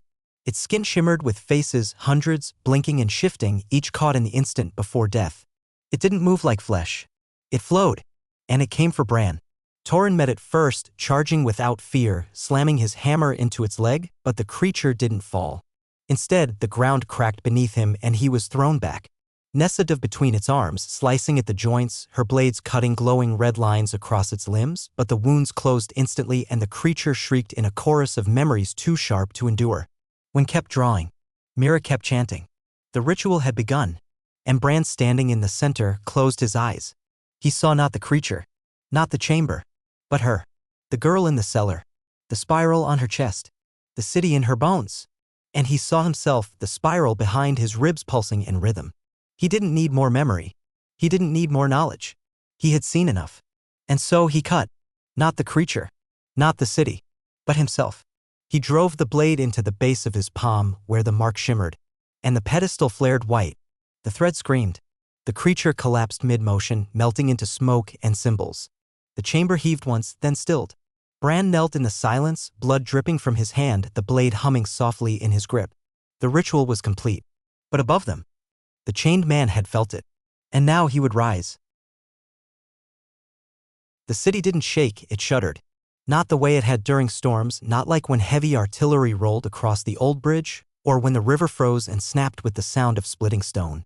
No, this was deeper. It came from beneath, not the tunnels, not the ruins, but below all that. Beneath the foundations. Beneath even the memories. The sound was like breath escaping from lungs too large for the body that once held them. A hollow exhale that stretched across the entire 13th Ward and made the buildings seem to lean as if bowing towards something they could not see. Corin felt it first. He was in the cellar, the girl still unconscious beside him. The candlelight over her pulsed unnaturally, shadows swirling in directions they shouldn't have. She didn't stir. But her skin glowed now, not softly, not faintly, but with purpose. The spiral at her chest flared red with each breath Bran took below the city. Then, on the fourth breath after the ritual, she sat up. Eyes open. But they weren't hers anymore. Bran dropped the knife the moment the guardian fell. It didn't clatter, it dissolved. Its purpose complete. Around him, the chamber walls pulsed like lungs, exhaling centuries of weight. The glyphs stopped moving. The spiral lines dimmed. The pedestal cracked down the middle, light spilling from within like a dying star. Myra's hands trembled as she withdrew the bone tool, its tip now glowing white-hot. When collapsed near the edge of the chamber, his sketches charred from the ritual's feedback, his fingers scorched but clutching the rod with everything he had left. Torrent stood, his breath heaving, blood from his arm soaking through his sleeve. He didn't speak, only nodded once to Bran. It was done. They had severed the thread. And for a moment, the silence that followed almost felt like peace. But it was not. The air shifted, and the walls began to bleed. It wasn't blood. Not truly. The red liquid that poured from the ceiling, from the veins across the floor, from the breathing stone pillars, they weren't leaking. They were changing. The memory that had been bound there for centuries was now loose, unanchored, uncontained. Without the thread, the city's oldest emotions had no more path, no more structure. It wasn't releasing its pain. It was becoming it. And the first scream came not from below, but from above. Nessa turned sharply. The surface. Bran was already moving. Corin. They ran. Up the passageways that were no longer straight. The tunnels twisted beneath their feet, floors turning into walls, doorways closing and reopening in reverse. Time bent around them, the air thick with memory trying to stitch itself back into flesh. The city was fighting their exit. like a mind in panic trying to rebuild a dream that had been torn apart. Mira held the group steady, lighting glyphs as they ran, carving paths with her lantern and chants. Wynn limped beside her, face pale, his eyes unfocused but determined. Torrent stayed behind them, always watching the shadows for shapes that shouldn't exist. When they reached the final shaft, the light above was no longer sunlight. It was red, like a sun made from the blood of gods. The 13th Ward was breaking open. Buildings stood where they had never been. Streets bent in curves that led to nowhere. Lanterns floated in midair, flickering with whispers. And from the northern wall, where the old gate once cracked and bled, a spire had risen. Twisted, tall, breathing. It hadn't been built. It had grown. At its base, the people were gathering. Not by choice. By pull. The city was calling its memories back. And the people were responding. Some were kneeling, whispering glyphs they had never learned. Others were weeping, clutching the ground like it could anchor them from being lifted into the air. And above them all, at the top of the spire, the chained man stood. No longer chained. He wore no armor. No crown. No clothes of royalty or robes of cult. Just bare skin covered in glyphs, eyes black as the void that had swallowed the heart below. His arms were open. His chest exposed. A spiral pulsed over his sternum, not red, but gold, as if he had reached the final state of memory, not pain, not grief, but permanence. He spoke no words. He simply looked toward Bran. Though miles away. Though walls and rubble and time stood between them. He saw. And Bran felt his knees buckle beneath the weight of that stare. This was no longer a game of tunnels. It was war. Corrin stumbled out of the cellar just as the five arrived. His hands were burned. His eyes bloodshot. He carried the girl in his arms, but she was no longer limp. Her body was rigid, arms spread, glyphs flaring with every step he took closer to Bran. She spoke your name, Corrin rasped. Bran stepped forward slowly. She's still in there. No, Corrin said. Something is. But it's not her. The girl raised her head. Her eyes were entirely red, but not with rage. With clarity. She looked at Bran the way the thread had. The way the pedestal had. Not with love or hate, but recognition. She had become part of the city's last defense. The woven failsafe activated by the breaking of the thread. She was now its voice. And she spoke without moving her lips. You cut the weave. You end the cycle. Her voice came from everywhere. The walls. The air. The stones. You were keeper unbound. Bran's mouth tightened. And you're what? The new lock. The girl smiled faintly. The mirror. I remember what you forget. Then she collapsed. Corrin caught her, breathing hard. Mira rushed forward. The girl still breathed, but barely. And this time, the glyphs didn't pulse. They shrank. For across the ward, the spire cracked. A long, deep noise that rolled like thunder underwater. The man atop it didn't flinch. But the city responded. The streets began to bend inward. Like the city was folding itself into a spiral. Like it was returning to its core. Bran turned to the others. This is it, he said. Torrent cracked his knuckles. No more running. Wynn nodded. It ends where it began. Nessa unsheathed her knives. Then we go to the spire. Corrin looked between them all. There's no map for what's ahead. There never was, Bran said. And he began to walk. Toward the spiral sky. Toward the man who remembered everything. Toward the end. The air had changed. Not just in scent or weight, but in behavior. Wind no longer moved from one direction to another, it circled. Spun. It wrapped around the crumbling buildings in lazy spirals, drifting through alleyways like it was hunting for forgotten stories. The sky had bled from gold into deep rust, casting the entire 13th Ward in the light of a setting sun that refused to fully set. Above them, the spire stood like a blade pressed into the city's back. Not built. Not designed. Grown. It had not been there the day before. Now it owned the skyline. Its surface twisted upward like a vine formed from stone, flesh, and bone. Veins of glowing memory coiled up its sides, shifting like liquid fire trapped behind skin. At its base, the spiral was wide enough to swallow a cathedral. At its peak, the figure waited tall, unmoving, arms still open to the ward that had once chained him. The architect had returned. And the spire remembered everything. Bran led them through the streets. Not fast. Not with the urgency of a chase. But steady. Measured. Like each footstep was part of a ritual. The ground beneath them cracked in patterns now spirals, branching glyphs, sigils Mira whispered were once used only in the final rites of the old memory builders. When confirmed it, his sketches had started to draw themselves. He would wake and find new ones etched into his pack, into the pages he'd sworn were blank. The city wasn't just falling apart. It was unfolding. opening itself to the architect's will. And Bran could feel the spiral on the back of his neck begin to burn. When they reached the base of the spire, no one spoke for a long time. The entrance was a mouth. A literal one, carved in the shape of an open maw, teeth made of petrified bone, the tongue a staircase of fused stone and pulsing memory lines. No guards. No beasts.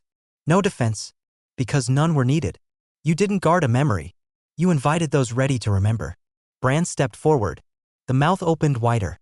The city welcomed him. Inside, it was colder than expected. But not lifeless. The walls were smooth like the inside of a vein. Red light traced through them, flickering in rhythm with something enormous above. The stairs spiraled upward in tight, rising circles, flanked by arches that pulsed with shifting glyphs.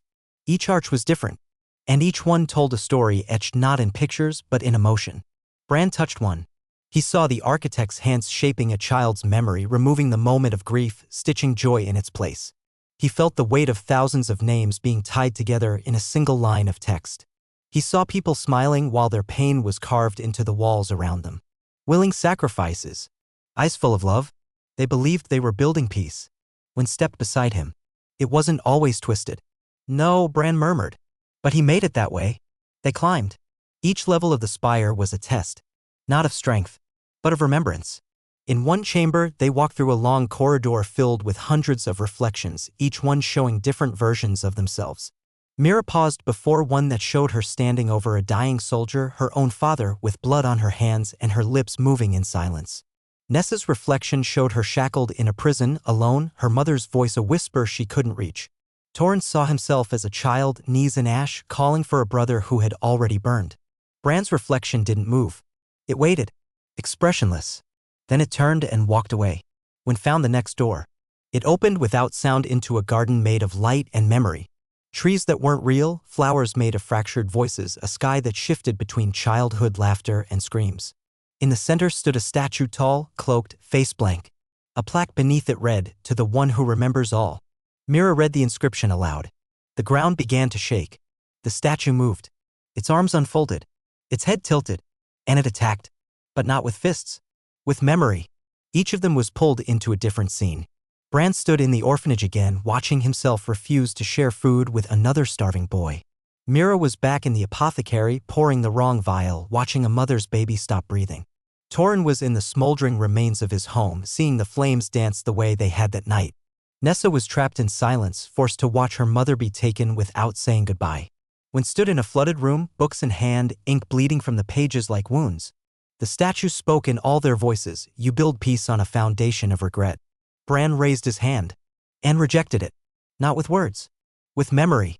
He recalled the laughter of the alley children, the quiet of a warm cellar, the wind in the tunnels, Nessa's grin after a close call, Myra's humming while mixing herbs, Torrance half-jokes always too loud, Wynn's fingers moving like magic across empty paper. He remembered them. And the illusion shattered. The statue cracked. The plaque burned. The door beyond opened. And the city trembled. At the top of the spire, the architect waited. No longer cloaked. No longer silent. He stood at the center of a vast, open chamber surrounded by spiraling glyphs that spun in the air like stars caught in a dance. His body was taller than a man's but shaped like one.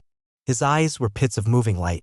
His skin was not flesh but layered text, every inch of him covered in stories that wanted to be read. And he smiled when he saw them. I remember you. His voice wasn't cruel. Or warm. It was simple. Complete. Like he'd already lived this. Bran stepped forward. You remember everything, he said. Yes, the architect answered. And you forget nothing. Nothing, he agreed. Bran nodded. Then you remember what comes next. And he drew the final blade. The chamber was vast, wider than any structure had a right to be. No walls contained it, only spirals. Spirals of floating glyphs, of whispered names, of fractured echoes that spun in slow, deliberate patterns through the air. There was no wind here, but Bran's cloak shifted as if some invisible current moved around him. The light came from nowhere and everywhere. Red, white, gold. Faint pulses like a heartbeat, like time trying to hold still for one last moment. At the center stood the architect. His arms remained outstretched. His fingers curled like a man prepared to either embrace or crush. He wore no crown. He needed none. His body was living memory shimmering with thousands of moving texts, each one a sliver of pain, of joy, of every sorrow and triumph that had ever passed through the 13th Ward. His presence pressed against the mind like a memory too sharp to forget. And yet he was silent. Bran took a slow step forward. Behind him, Mira watched his back, hands trembling over her satchel of final wards. Nessa had drawn both blades but stood with them low, unsure if steel had meaning in a place built from thought. Torrhen's fingers flexed in the air, waiting for the moment it would become violence. And Wynn, ever quiet now, held his rod of focus tightly, ink still smudged along the inside of his palm, his eyes locked not on the enemy but on the words floating around the room. He was trying to read the truth before it devoured them. The architect finally moved. His feet never touched the floor. He drifted toward them, slow and without menace, as if this moment had been written long ago and simply waited to be acted out. "You cut the thread," the architect said. His voice was not loud, but it filled the room. Deep, reverent. As though the spiral itself had found a mouth. Bran didn't respond. "You severed a design meant to hold this world together," the architect continued. "To forget pain is to forget why peace was built. You think memory is a burden, but it is the foundation." His hand opened. And with it, the dead returned. From the air around them, figures formed. Transparent at first, then more solid. Hundreds, no, thousands of people stepping from the spiral lights. Children, mothers, soldiers, elderly men with broken backs. Women still wearing the uniforms of wars fought long before Bran had even been born. Faces that trembled with fear, mouths locked in the expressions they had worn in their final moments. They weren't alive. But they weren't echoes either. They were memories weaponized. And they marched toward the five. Mira screamed as the first wave surged forward. She threw her hands up and a ward burst from her palm, blue light crackling into a shield that held for seconds before the first phantom tore through it like paper. Nessa charged into the fray, blades flashing, carving through the spectral attackers, but each one she dropped returned moments later, rising from ash and smoke. Torrhen bellowed and swung his hammer wide, smashing a group of ghostly soldiers that clung to him like dying brothers. His arms shook not from exhaustion but from the weight of grief passed into his body. Each one that touched them didn't hurt the flesh. They burdened the soul. And for Bran, each memory whispered something different. "Why didn't you feed me that night? You let her die alone. You promised you'd come back. You forgot us. You forgot me." He dropped to one knee. The spiral on his neck burned white-hot. The architect descended slowly, not to gloat, but to mourn. "You see now," he said, walking among the dead. "These memories, these moments, they never left. You buried them. All of you. You built cities over grief, walls over trauma. You taught your children silence. You made forgetting a virtue." He turned to Bran. "I made remembering a weapon." Bran raised his head. His voice cracked, not with fear, but with fury. "You made it a prison." The architect paused. A silence passed between them, not one of peace, but recognition. Bran stood again. Blood ran from his nose. His hands shook. His vision blurred, but his will held. "You remember everything," he said, stepping forward. "But you can't forgive anything." The spiral on his neck pulsed. For a moment, the spirits faltered. Bran looked to Mira. "Prepare the seal." "To win. Find the breakpoint line." To Torrhen and Nessa. "Hold the memory line." No one questioned. They moved. Mira dropped to the floor, drawing a circle in ash and red wax. Her chants began low and fierce, trembling syllables only the old apothecaries knew. Nessa stepped into the oncoming wave of ghosts, blades dancing not to destroy but to distract. Torrhen stood at her side, not as a brute but as a wall. His armor cracked. His arms bled. But he didn't fall. When moved to the edge of the chamber, scanning the floating glyphs for the one symbol that marked the true axis, the point at which memory became design, where the architect's control over the spiral began. Bran stepped forward, alone. The architect opened his arms wider. "Do you think you can kill me?" he asked. "No," Bran answered. "I think I can unwrite you." And he ran. The architect raised both hands. From the walls, tendrils of light whipped out, threads of past pain, of screams that had never ended. They lashed toward Bran, coiling like snakes made of sorrow. But Bran moved with purpose, not dodging them, but enduring them. Each one that struck him tore at his thoughts. He relived every mistake, every failure, every act of selfishness or silence. And still he ran. The pedestal waited behind the architect. The seal Mira carved pulsed to life, its edges flaring. When shouted from the edge now, Bran reached the center and drove the rod of memory into the pedestal. The room ruptured, not with sound, but memory. Every ghost screamed and turned to light. The architect staggered. His face cracked, not in pain, but in realization. You remembered me. Bran looked up. I remember what we were trying to build. The architect dropped to one knee. And I remember who destroyed it. When through the final glyph, Mira unleashed the binding chant. The seal erupted upward. Bran stepped into it. And the spire split open. For a moment, the 13th Ward was quiet. No wind. No screaming. No movement. And then the sky turned white. The spiral receded. And the architect, along with the spire, vanished. Not destroyed. Not killed. But forgotten. Bran collapsed in the center of the seal, smoke rising from his back. Mira crawled to him, fingers trembling, placing her palm over his chest. Still breathing. Barely. When sat against the wall, blood in his teeth, his rod broken but smiling. Torrent slumped against a pillar, armor cracked open, laughing weakly. Nessa dropped to her knees beside them, her blades gone, but her eyes still burning. The war was over. The remembered had passed. And what remained was peace. The sun rose late over the 13th Ward. Not in time. In color. Its light touched the sky like a tired hand, slow and searching, pale and quiet. The clouds parted in spirals that no longer spun, as though the very memory of motion had been erased from the air. The streets, those that remained, had no clear beginning or end. Their curves led nowhere. Their edges bled into ground that felt unfamiliar, even to those who had been born on it. The city was still standing.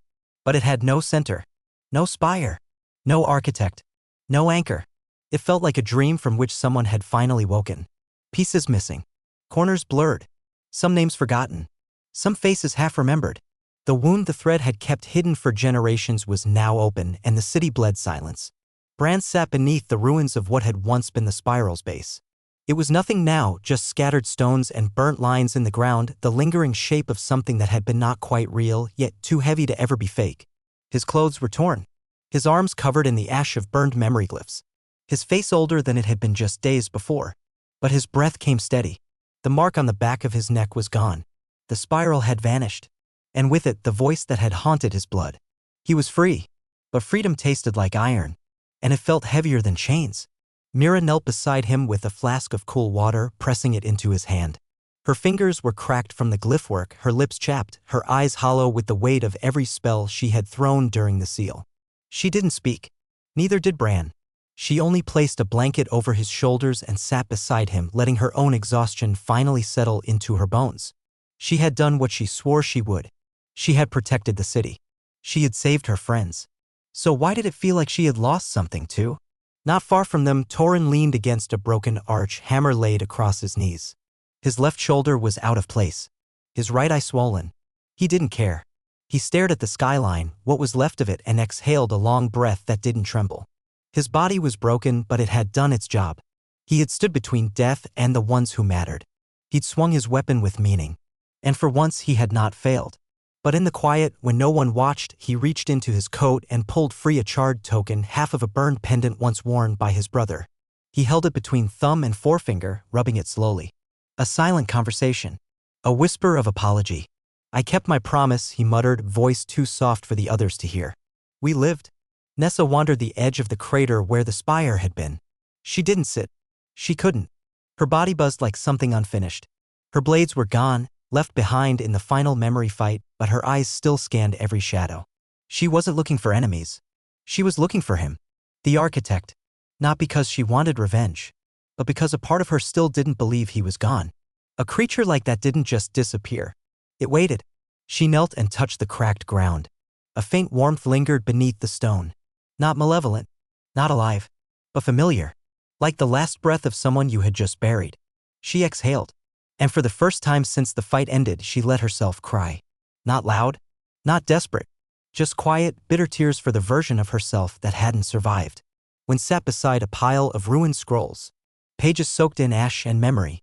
The rod he'd once used was now a brittle stump of stone, broken from the center. He didn't touch it. He only watched it as if waiting for it to pulse again. His drawings no longer made sense. Not because they were wrong, but because they were blank. Every page he pulled from his satchel was empty. Not erased. Just unused. The architect had taken his memories. But in undoing the spiral, Bran had taken them back. All of them. And now the pages waited. Not for history, but for a new story. One that hadn't yet been written. Wind smiled softly. For the first time, he didn't know what would happen next. And that gave him peace. The girl woke at sunset. Corin had carried her through the aftermath, wrapped her in his own cloak, and sat vigil beside her for hours in the hollowed-out cellar of the West Quarter. He'd left no candles. No charms. He had only watched. He wasn't a healer. He wasn't a fighter. He was just old and tired and full of regret. But he had chosen to stay. When she opened her eyes, they were brown. No longer red. No spirals. No symbols. Just brown, soft and scared. She blinked up at him and whispered, "Is it over?" He nodded slowly. "I think it is." She nodded, then turned her face into his shoulder and wept like a child who had finally woken from a nightmare she couldn't remember. Corin wept too. And for once, the city did not interrupt. By nightfall, the fires had gone out. No one dared light new ones. The city seemed to hold its breath, unsure if flame might draw the spiral back. Survivors moved through the streets like ghosts, gathering at corners, tending wounds, whispering stories. Most didn't understand what had happened. They had only felt the pull, the pressure, the whispering madness. But some remembered flashes. A figure of light and words. A seal in the sky. A name said over and over, Bran. The one who had climbed. The one who had cut. The one who remembered. Bran returned to the cellar that night. He looked at the girl. She looked at him. Neither spoke. They didn't have to. The bond between them wasn't forged by blood or friendship, but by survival. She had held the spiral. And he had severed it. Part of her would always be thread-touched. Part of him would always carry its echo. But for now, they were whole. And the city was still. Later, on the cracked roof of the apothecarian, the five sat together in silence. No one spoke of what came next. No one needed to. Bran looked at the skyline, the broken towers, the blackened roads, the hollow spires, memory like a wound that wouldn't close. And still, something inside him stirred. Not fear. Not duty. But hope. The kind that only comes after everything else is burned. The 13th Ward no longer had a center. No longer had a crown. No longer had a spiral to guide its path. But perhaps that was the point. Because in the silence, in the slow breath of a wounded city, the people began to remember what it felt like to be free. The silence of the 13th Ward didn't last. It never could. Silence, true silence, was a living thing. And like all things alive, it could starve. In the absence of memory, pain, and stories, something deeper had begun to breathe again beneath the surface. It had no face. No glyphs to name it. No spire to point toward it.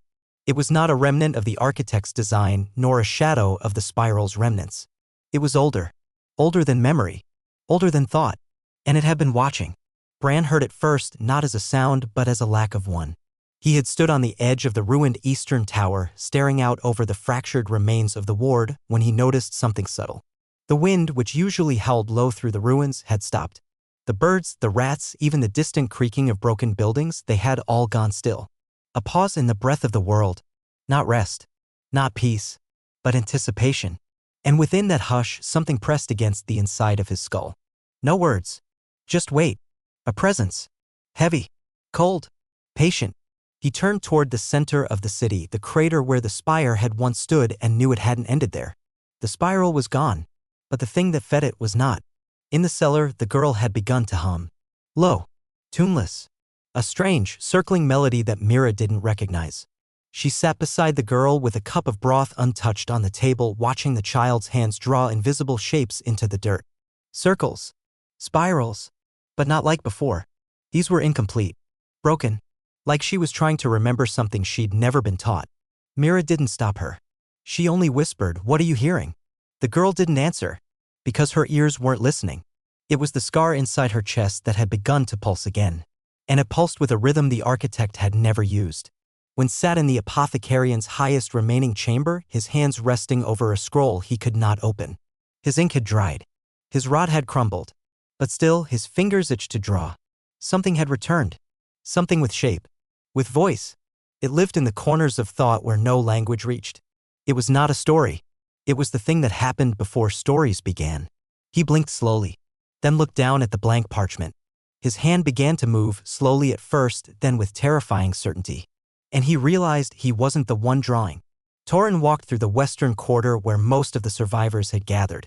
Makeshift tents. Broken carts. Fires that burned with more smoke than warmth. The people hadn't said it aloud, but they were afraid. The peace felt too still. Their eyes darted to shadows that didn't move. Their hands shook when the wind didn't blow. Some even claimed to hear footsteps under the ground. Soft. Slow. Repeating like a chant. Torin heard them too. And in his gut, where instinct always whispered before battle, something twisted. This wasn't the spiral. This was the core. Nessa found Bran near midnight, standing barefoot in the ashes of the spire's crater. He didn't turn when she approached. She didn't speak. They didn't need to. What had bound them during the fall of the spiral had never truly broken. After a while, he whispered it wasn't the architect. Not really. Nessa narrowed her eyes. What do you mean? He was a tool. A mouth. A memory given form. But the thing that fed him, that shaped the city's pain into cycles, it's still here. It was always here. She stared into the crater, eyes adjusting to the dark. Something stirred at the center. Just a flicker. Like breath in the ashes. Bran stepped closer. It speaks in silence, he said. It grows when we forget the cost. Nessa exhaled slowly. Then maybe it never needed the spiral. Or the thread. Bran nodded. Maybe it just needed us to stop watching. By dawn, Mira had discovered a pattern. The glyphs carved into the city during the final spiral collapse had shifted. Not in location, but in intention. The language they had once spoken, of memory, of binding, of containment, had started to fray. Certain strokes were incomplete now. Others reversed. She noticed them burned into walls, drawn in soot, traced in blood from people who didn't remember bleeding. And then the girl's voice changed. Mira had left her for just minutes to fetch water. When she returned, the child was speaking with her back turned, hands outstretched toward the wall, repeating one word again and again in a low, foreign tongue. Not a word Mira understood. But the meaning was clear. Come. Wind scrolls filled by themselves. A map. Not of the city. But beneath it. He saw tunnels not drawn before. Layers of old soil, ruins even the spiral had never touched. A well of shape and silence. A spiral before the spiral. It had no creator. No glyphs. It simply was. He dropped the parchment and ran. By mid-morning, the group stood once more at the crater's edge. The girl stood in front of them, her eyes not red, but black, deep and reflective, as though the sky had crawled into her skull and taken root. She wasn't afraid. She wasn't possessed. She was listening. And whatever listened back had no body, but it knew them. It knew their victories, their fears, their doubts. It had fed off the ward for centuries. Now, unbound by the architect, it had freedom. Mira stepped forward. It's not a god. No, Bran said. It's a hunger. Torin gripped his hammer. So we starve it. But when shook his head. No. You can't starve something that lives in silence. Bran looked at them all. And understood. This wasn't a final battle. This was a choice. The spiral had ordered memory. The architect had enforced it. But this thing, they didn't even know what to call it, was the blankness between. The part of humanity that refused to face itself. And now it was rising to the surface. Not as fire. Not as war. But as emptiness. Bran stepped into the crater. The girl followed. The others moved behind. They did not descend into battle. They descended into memory's absence. Into the root of what had never been named. The spiral without a center had been shattered. But the nothing before names had waited patiently. And now its silence had teeth. The descent had no stairs. No paths. No markings. It was not a tunnel dug by hands or time. It was a hole in meaning. The deeper they went, the less the world obeyed the rules they had once trusted. Light did not come from above. It oozed faintly from the walls like forgotten thoughts, glowing with colors that had no names. Sound did not echo. It folded into itself.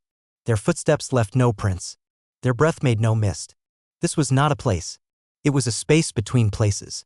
The girl walked ahead of them, barefoot, untouched by the cold or the quiet. Her brown eyes, once dulled by trauma, once overtaken by spiral red, now shimmered with endless black. But there was no malice. No cruelty. Only awareness. She was the tuning fork between worlds. She did not lead them. She simply moved forward and they followed. Bran was the first to feel it. Not fear. Not pressure. But absence.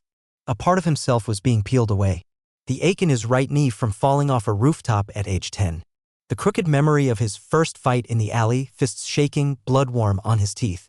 The smell of rain on the stones outside the orphanage the night he ran away. All of it dimming. Not forgotten. But softened like sand slipping through his fingers. He clenched his fists. Gritted his teeth. Forced himself to hold onto something. Because down here, forgetting was easy. And that was the danger. Mira felt it differently. Her hands, always busy, mixing, drawing, casting, fixing, felt clumsy. The movements no longer mattered. Every glyph she had learned faded from her fingertips. Every chant she had memorized blurred on her tongue. It was like the language of healing had been unwritten, like the art of repair was suddenly a joke she couldn't remember the punchline to. She reached out desperately, trying to touch the girl's shoulder. But her hand passed through her. Not physically. Emotionally. Torrent stayed silent. He wasn't losing memories. He was losing weight. The guilt. The shame. The anger he had worn like armor. It fell from him with each step until he felt light and then hollow. His brother's face blurred at the edges. His past became vague. His scars just skin. For a heartbeat, he felt peace.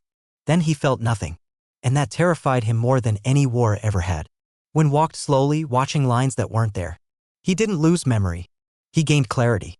Down here, in the absence of noise, he could finally see the shape beneath stories. The current that flowed under every name, every war, every myth. The city had always been a spiral, but that spiral had grown like a tumor over something worse. The void of intention. The blank space before memory where choices were made not by reason or fate, but by instinct. The place where things began without being born. Where silence wasn't just quiet, it was a demand. And it had begun to speak. No mouth. No words. Just emotion. It swelled up around them like a tide, like oil made of longing. It didn't push or threaten. It offered. Freedom. Escape. Release. From guilt. From fear. From weight. From history. All they had to do was stop resisting. All they had to do was let go. The girls stopped walking. They stood at the edge of the true center. A pit. Blacker than any night. Not a hole, but an invitation. Bran stepped forward. And for the first time, the silence spoke. Not through him. Not to him. As him. You do not need to carry this. You are tired. There is peace in the forgetting. Bran's eyes blurred. His limbs ached. He felt himself swaying. But Mira grabbed his wrist. Her hand was real. Warm. Cracked. Bloody. And her voice was soft. Don't listen. You're not alone. The silence recoiled. Not with rage. But with confusion. When stepped forward next, his voice calm. This thing, it feeds on the parts we hide. The pieces we shame. It can't erase what we embrace. Torrent nodded. Pain has weight. But it also makes us real. Nessa pulled the girl close, shielding her. We don't run from what we were. We grow from it. Bran closed his eyes. And instead of letting the silence in, he sang. It wasn't a melody. It wasn't beautiful. But it was true. A wordless hum. The rhythm of a life lived. Of footsteps on rain-wet stone. Of breathing through pain. Of holding a hand through grief. Of small laughter and long silences between friends. A song not of triumph or sorrow, but of presence. And the silence cracked. Not loudly, but deeply. It split in the way glass splits before shattering. It didn't scream. It wept. Because the silence had never wanted to destroy them. It had wanted to be seen. The girl stepped to the pit's edge. She held out her hand. And from within the nothing, a shape rose. It was not monstrous. It was human. Shapeless at first, then slowly forming features of 100 faces. Smiles of mothers. Frowns of enemies. Tears of lovers. Eyes of children. All of it wrapped into a figure made of shadow and memory. And she embraced it. She held it the way a child holds a nightmare until it fades. And whispered, "You're not forgotten. You're part of us now." The void shimmered. And dissolved. Not into light, but into silence without fear. A silence that simply was. The group emerged from the crater at dawn. The wind returned. The birds sang. The people of the 13th Ward opened their eyes to a day without echoes. Without whispers. Without dread. They didn't know what had happened. But in their bones, they felt lighter. Not because everything was remembered, but because it didn't need to be. Bran stood at the city's edge, looking outward. No spirals. No glyphs. Just a road. A future. Behind him, Mira packed her satchel. Torrent laughed with Nessa by a rebuilt fire pit. When traced new lines into a clean scroll. The girl sat beside him. Whole. Quiet. Listening. Not to the silence, but to the world. There was no monument built. No song written. No epic tale. Just a city that healed. One story at a time.